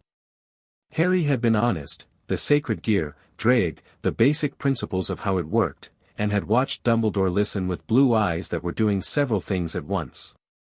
Dumbledore had said, "You are remarkably composed about all of this, Harry." Harry had said, "There's no value in being uncomposed about facts." Dumbledore had looked at him with a smile that didn't quite get to his eyes. "You remind me of someone," he said, which Harry thought was not necessarily a compliment and was definitely not as comfortable for Dumbledore to say as he was making it look. "I've been told I have my father's hair," Harry said pleasantly. Dumbledore had moved on. He'd talked about safety and guidance and the importance of trusting the people around you, and Harry had nodded at the right moments and absorbed the subtext, which was, "I would like you to tell me more and to need me more than you currently appear to." And Harry had thought about the cupboard and the vault and the letter in Vernon's pocket and had said, just as he was leaving, "I'll come to you when I need to, Professor. You'll know when that is." He'd felt Dumbledore watching him all the way down the spiral staircase. "He is not an enemy," Draig said, as Harry walked back to the Gryffindor Tower. "I know. But he has a plan for me and it's not my plan." Wise distinction. A pause. "He will try to manage the situation. He will try to manage you. His intentions are genuine. His approach is built for a different Harry Potter," Harry said.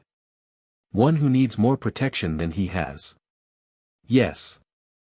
Draig was quiet for a moment. "He will be valuable in the right situation. Don't discount him entirely." "I won't. But I won't wait for his permission either." He reached the Gryffindor common room and climbed through the portrait hole and found Hermione on the sofa with 3 books and Ron with a Quidditch magazine and the fire going strong, and he sat down and let the warmth of the room do what it did, which was remind him that this was real, that this was his, and that what was coming he would meet on his terms. Drake settled in his arm, warm and patient and deeply, absolutely ready. The night moved forward. Chapter 5, The Conclave. The letter arrived on a Tuesday. Not with the morning post, that came at 8 with the owls and the usual noise of wings and falling envelopes and Neville's grandmother's packages of fudge. This letter arrived at 1:30 in the afternoon while Harry was in charms, dropped through the classroom window by a bird he'd never seen before, black, larger than an owl, with eyes that were amber rather than yellow and a quality of deliberate intelligence in the way it landed on his desk and waited. Professor Flitwick noticed it and said nothing, which was itself a statement. The envelope was black. The wax seal was a circle of 7 dragons, wingtip to wingtip, and it was addressed in silver ink to the bearer of the dragon booster, Hogwarts School of Witchcraft and Wizardry. Ron, beside him, made a soft sound that wasn't quite a word. Harry broke the seal. The letter inside was short. 4 lines, same silver ink, the handwriting architectural and old in the same way Ollivander's had been architectural and old, which Harry now recognized as a style rather than an accident, the handwriting of people who had been writing important things for a very long time. You carry something that belongs to a conversation larger than Hogwarts. We have been patient. We are still patient, but the hour is moving. There are those closer to you than we are who do not share our restraint. Meet us. Come to the 7th floor corridor, the tapestry of Barnabas the Barmy, Saturday at midnight. Come alone. The dragon booster will tell you we are not your enemies. No signature. The bottom of the page carried only the same 7-dragon circle from the seal, which confirmed what Harry already knew, the Draconis conclave, moving from the theoretical into the present. He folded the letter, put it in his robe pocket, and returned his attention to Professor Flitwick, who was demonstrating the summoning charm with an enthusiasm that suggested he found it personally exciting on the 100th repetition, which Harry respected. The black bird left through the window without waiting for a response. Drake said nothing during the lesson. It was only when Harry was walking the corridor to Transfiguration afterward, Ron at his elbow matching his pace with the expectant energy of someone waiting for the debrief, that the dragon spoke. They're right that I will tell you they're not your enemies. A pause that had weight in it. They are also not your friends. The distinction matters. What are they? Complicated. Drake seemed to consider how to frame it. The Draconis conclave has existed since before your Hogwarts was built.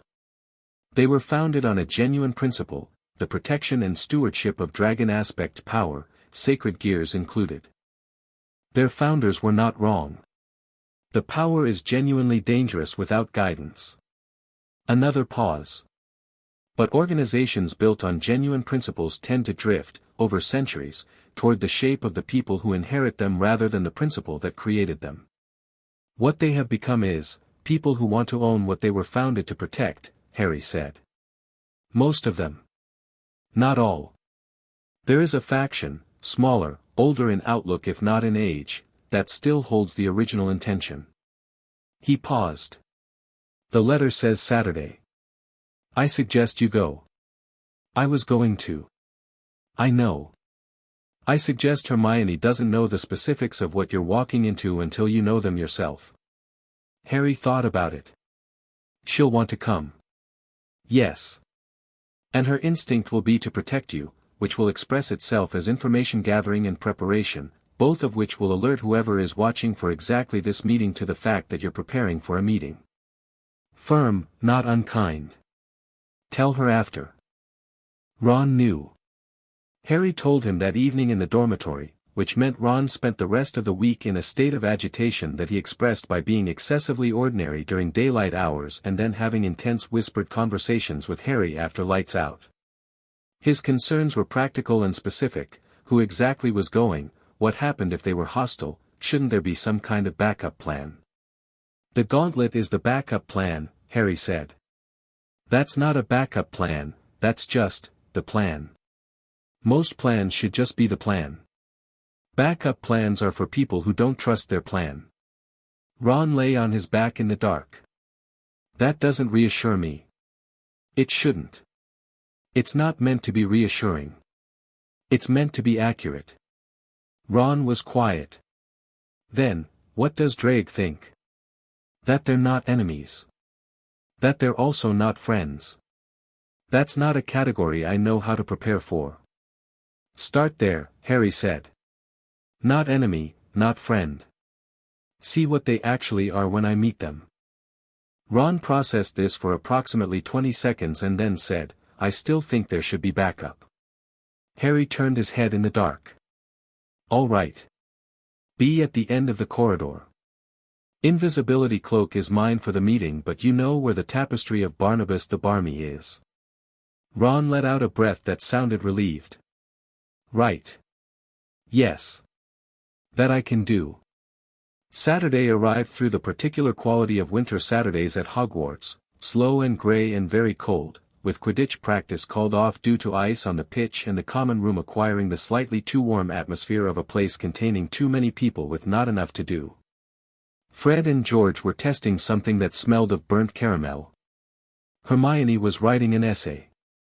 Ron was playing chess against himself, which he did when he was thinking hard about something else, making moves that were technically sound but nowhere near his best.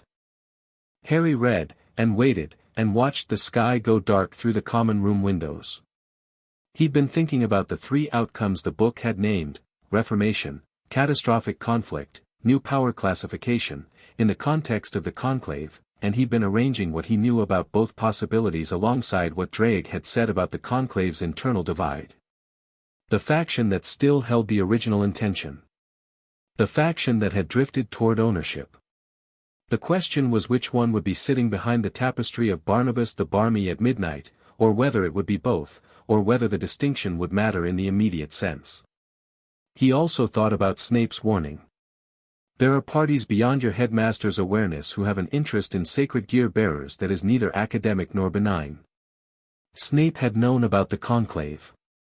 The specificity of that phrasing, beyond your headmaster's awareness, was telling. It meant Dumbledore didn't know, or knew and hadn't addressed, the conclave's current active presence here. Both options were interesting in different ways. Hermione looked up from her essay at one point and found Harry looking at the fire, and he saw her read something in his face that made her expression shift slightly, the small furrow between her brows that meant she'd found a variable she hadn't accounted for. She didn't ask. She went back to her essay. He'd tell her tomorrow. He intended to keep that. At 11:45, Harry pulled the invisibility cloak over himself in the dormitory while Ron pretended to be asleep for the benefit of the room, and slipped out. Ron followed him into the corridor 3 minutes later, visible, with the extremely unconvincing story prepared that he was getting a glass of water, in case anyone asked, which nobody did because the castle at midnight had the particular depopulated quality that made stories unnecessary. They separated at the 5th floor. Ron took a position at the far end of the 7th floor corridor, visible distance to the tapestry but outside the immediate area, with a clear line of sight. Harry kept the cloak on until he was 10 feet from the tapestry, and then he took it off and folded it under his arm. The tapestry of Barnabas the Barmy depicted, in colorful and slightly alarming detail, a man attempting to teach ballet to a group of trolls, which was going poorly. Harry looked at it for a moment and thought about the troll in the bathroom in October and the very specific gap between tapestry trolls and actual trolls. The door, which hadn't been there when Harry arrived, appearing in the way this castle's doors appeared when they were ready to be found, opened. He went in. The room beyond the door was not large and was not small. It had been arranged, recently, by people who knew how to arrange a room for a conversation rather than an interrogation. For chairs, which was a statement, we brought more people than you but we've given the space equal weight. A low table. Candles, real ones, throwing warm and reasonably honest light. A fire in a grate that had no business existing in a 7th floor corridor but did, which meant someone had either excellent magic or good access to Hogwarts' deeper systems. 3 people stood as Harry entered. He assessed them in the 3 seconds before anyone spoke. An older woman, mid-60s, silver hair pulled back with a precision that matched the quality of her robes, dark green, fine material, old money in the cut of it. Not British old money. Continental. A man approximately her age, slight, dark-skinned, with the bearing of someone who had spent years in institutional authority and had kept the posture without keeping the softness. And a younger person, late 20s, Harry estimated, with hair that was an unusual dark copper and eyes that were doing something his eyes probably did, which was look at everything at once. The fourth chair was empty. "Mr. Potter," the woman said. "Thank you for coming." Her accent was precise, layered, German underneath, English on top, the accent of someone who learned the second language formally and correctly. "My name is Adeline von Strauss. This is Theodore Okafor, the man, and this is Mira Vasquez, the younger person. We represent the Draconis Conclave." "I know," Harry said. "Sit down, please. You're making the room feel formal and I'd rather it wasn't." "A beat."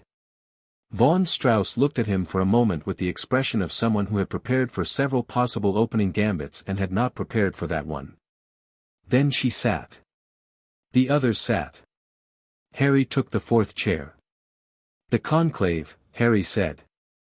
"Founded on the principle of stewardship of dragon aspect power.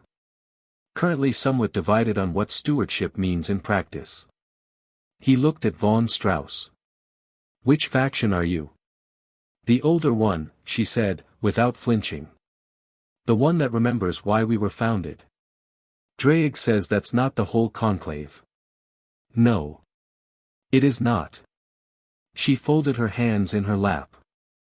"Mr. Potter, I'm going to be direct with you because I understand you will not respond well to anything else." "Accurate. There are members of the conclave who believe the dragon booster sacred gear should be under institutional oversight. They believe the bearer should operate within a framework of conclave guidance and, in their language, correction." She paused. "They use the word stewardship. What they mean is control. I want you to know, clearly, that this faction does not speak for all of us and has not sent this meeting. But they know about me. Yes. And they're already here. In this school." Something moved through von Strauss's expression. She looked at Okafor, briefly, and back. "Yes." Harry leaned forward slightly. "Which professor?" Okafor spoke for the first time. His voice was deep and measured, the voice of someone who chose words with a care that suggested he thought in multiple languages simultaneously. "Professor Quirrell is not a member of the conclave," he said. "But the conclave has a presence in this school through someone Quirrell himself is not aware of." "Snape," Harry said. The silence that followed was the specific silence of three people being surprised by the same thing at the same time. "How?" Vasquez stopped herself. She had a directness that Harry thought was probably younger than the organization she represented. "How do you know that?" "He warned me about you." "Didn't name you." But the warning was specific enough to narrow it down, and his behavior since September has been consistent with someone who knows what the gear is and is monitoring how I use it. He looked at Okafor. "He's not working for the control faction. His warnings have been protective." "Severus Snape," Okafor said carefully, "is complicated. He works with us, with this faction, because he worked with Dumbledore, and because whatever else Severus Snape is or has been, he is categorically opposed to power that cannot be negotiated with." He paused. "He has been watching you because we asked him to. But also because he chose to, independently. That distinction matters to him, I think." Harry thought about Snape on the pitch in November.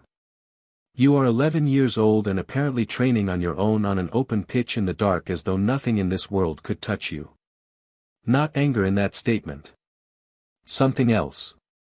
Something closer to the opposite of anger. "What do the control faction want?" Harry said. "Specifically." Von Strauss was the one who answered. "They want to place a conclave representative in direct contact with you. Formal advisory relationship. They want oversight of your training, access to your development records with the gear." She stopped at Harry's expression, which hadn't changed from neutral but had apparently communicated something anyway. I am not advocating for this. I am answering your question. What do you want? Harry said. Your faction. Von Strauss was quiet for a moment, and in the quiet Harry felt the quality of her considering how honest to be, and watched her decide, and liked the decision he could see her arriving at. We want an alliance, she said. Not oversight. Not advisory control. A relationship of mutual exchange. We share what we know about the sacred gears, about the Conclave's full history and the things it has documented about dragon aspect power, and you, exist. Freely. As what you are. With us as a resource rather than an authority. In exchange for what? Your willingness to be known to us. Not monitored. Not managed. Known. She looked at him steadily. The Conclave has existed for 6 centuries, Mr. Potter. We have records and knowledge about sacred gears that exist nowhere else in any literature accessible to you. We can tell you things about Drake that Drake himself may not fully know, because we have documented accounts from previous bearers. Harry felt Drake stir at that. Not unease. Interest. Reluctant, precise interest. That, Drake said, is true. Ask her about the third bearer. Harry looked at Von Strauss. Tell me about the third bearer. She blinked. A genuine blink, uncontrolled. The third bearer of the standard boosted gear was documented by the Conclave in the 15th century. He was, she stopped. You have already spoken with Drake about this. Just now. He confirmed you have accurate information. Harry looked at her steadily. What happened to the third bearer? The change in the room was subtle but present. Okafor leaned back slightly, the way people lean back when a conversation has entered territory they've thought carefully about. Vasquez looked at the fire, briefly. Von Strauss said, the third bearer died at 31 because the gear entered scale drive before he was physiologically ready to sustain it, and there was no one with sufficient knowledge to advise him against attempting it. He burned from the inside over the course of 6 days. She held Harry's gaze. He was alone. He had no contact with anyone who understood what he carried. He had only the dragon, and the dragon loved him, Drake said quietly. And could not stop him. Harry heard the weight of that and sat with it for a moment, that the ancient dragon in his arm had lost someone he loved because the knowledge to prevent it hadn't been available and there had been no one else. That is why we exist, Von Strauss said. That is the founding. That is what we were built for, so that what happened to the third bearer never happens again. She paused. The Control faction has forgotten this. They have made the Conclave about power and influence and the management of what they fear. But that is the root. That is what I am offering you access to. Harry looked at the gauntlet on his arm. The scales were their resting state, warm and quiet, and he thought about Scale Drive and Drake's firm not yet back in October, and about the third bearer burning from the inside, and about the specific loneliness of being alone with something no one else understood. He didn't feel that loneliness. He had Ron and Hermione and Drake, and Snape watching from an angle, and apparently these 3 people who remembered why the Conclave existed. But he understood why it had killed the third bearer.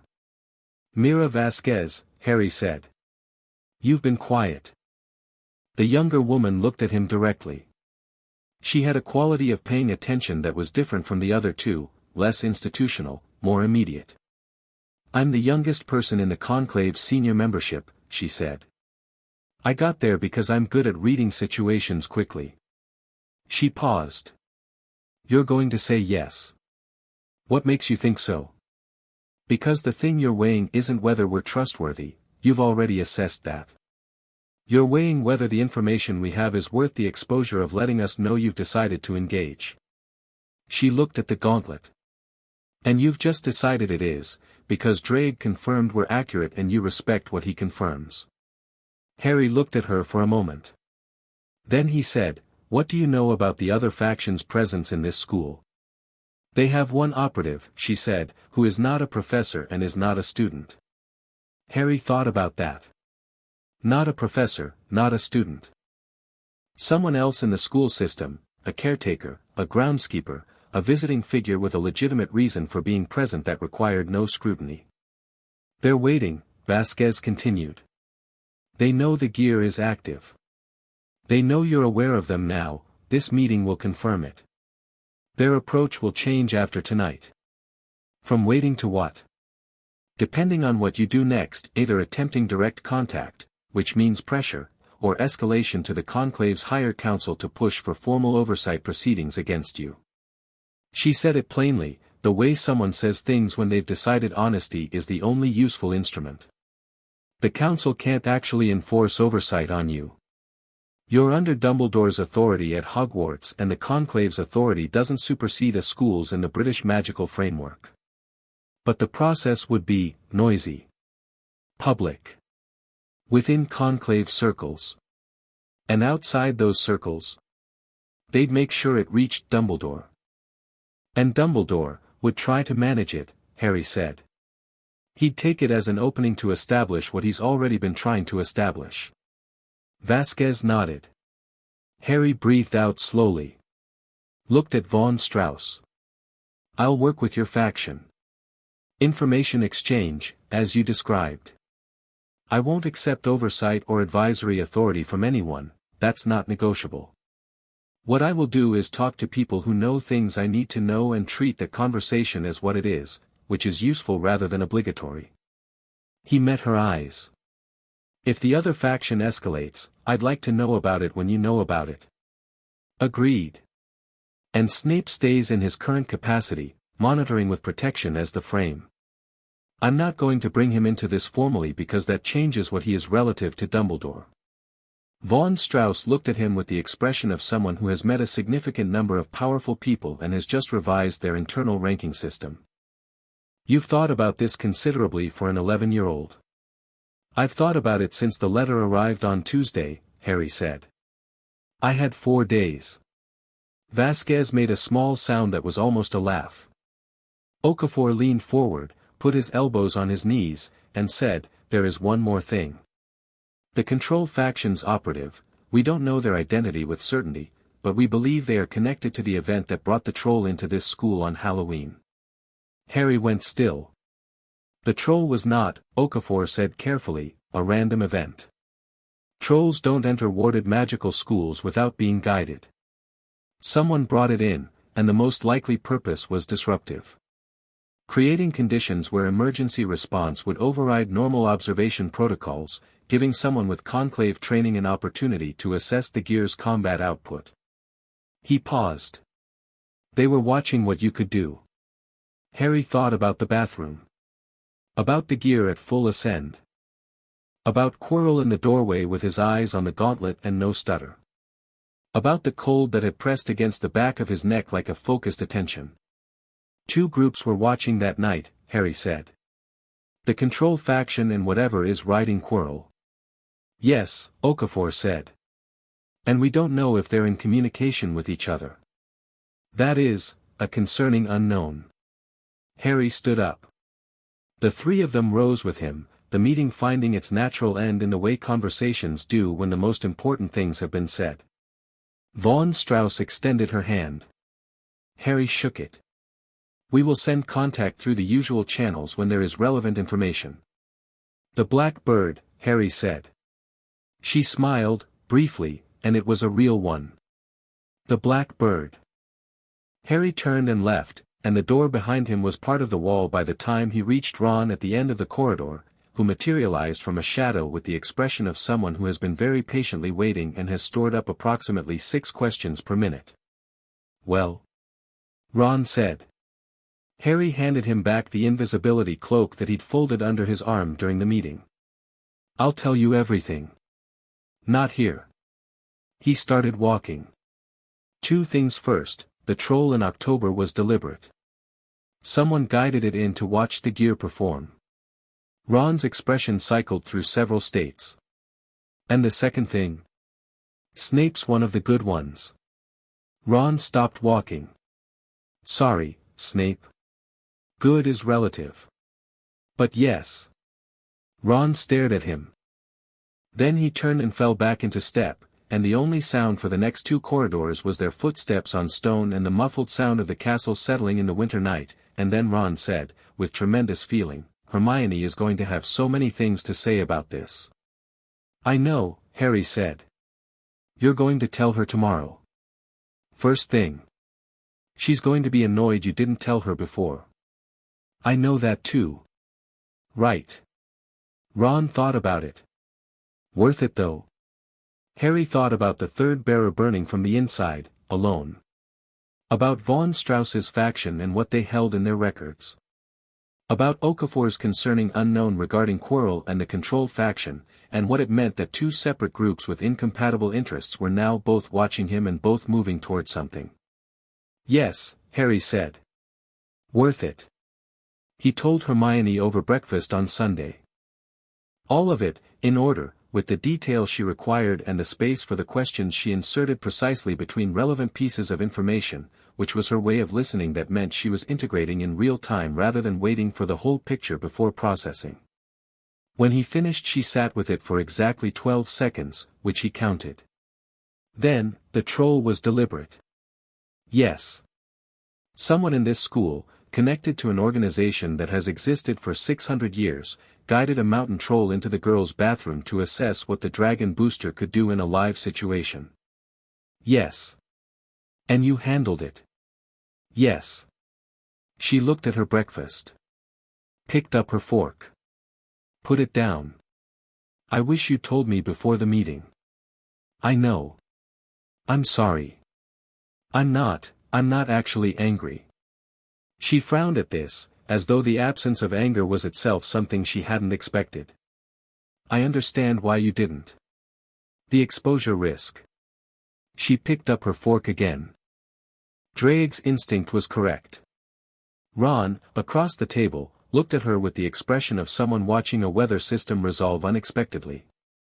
"I want to see the Conclave's records," Hermione said. "Whatever they'll share. If they have documented accounts from previous sacred gear bearers, primary sources, developmental data, that's the single most valuable collection of information about what you're carrying that we can access." "That's what I intended to ask for," Harry said. "Good." She started eating properly now, with the energy of someone who has filed the emotional component and moved to the practical. The other faction's operative, not a professor, not a student. She frowned. Someone in a supporting role. Staff. That's what I think. We should identify them before they escalate. We have more information than they think we have, we should use that gap while it exists. She looked at him directly. "And Quirrell. Whatever is sharing the back of that classroom with him, you think it's Voldemort, I think it's Voldemort, is now aware that the Conclave is moving and that you're engaged with them. That changes his timeline." Harry had thought about this during the walk back from the meeting last night. "He needs the Philosopher's Stone." "Which is in this school," Hermione said. "Hagrid collected it from Gringotts the day he took you. I'd worked that out in October." She looked at both of them. "It's behind the 3rd floor door." "Yes," Harry said. "He's going to move for it soon." "Before the end of term," Harry agreed. The 2 timelines are converging, the Conclave pushing, Quirrell accelerating. Ron put down his bacon. "So we've got a Dark Lord, a secret society, and an unknown operative all moving toward the same general point." "More or less." Ron picked the bacon back up. "Right. What's the plan?" Harry looked at his gauntlet. The dragon coiled on the back was still, but both eyes were open and bright in the morning light, and Drake's warmth ran steady and sure from his wrist to his shoulder. "Tell them the plan," Drake said. "We don't stop any of it from moving," Harry said. "We let them all reach the point they're moving toward." He looked at both of them. "And we're there when they do."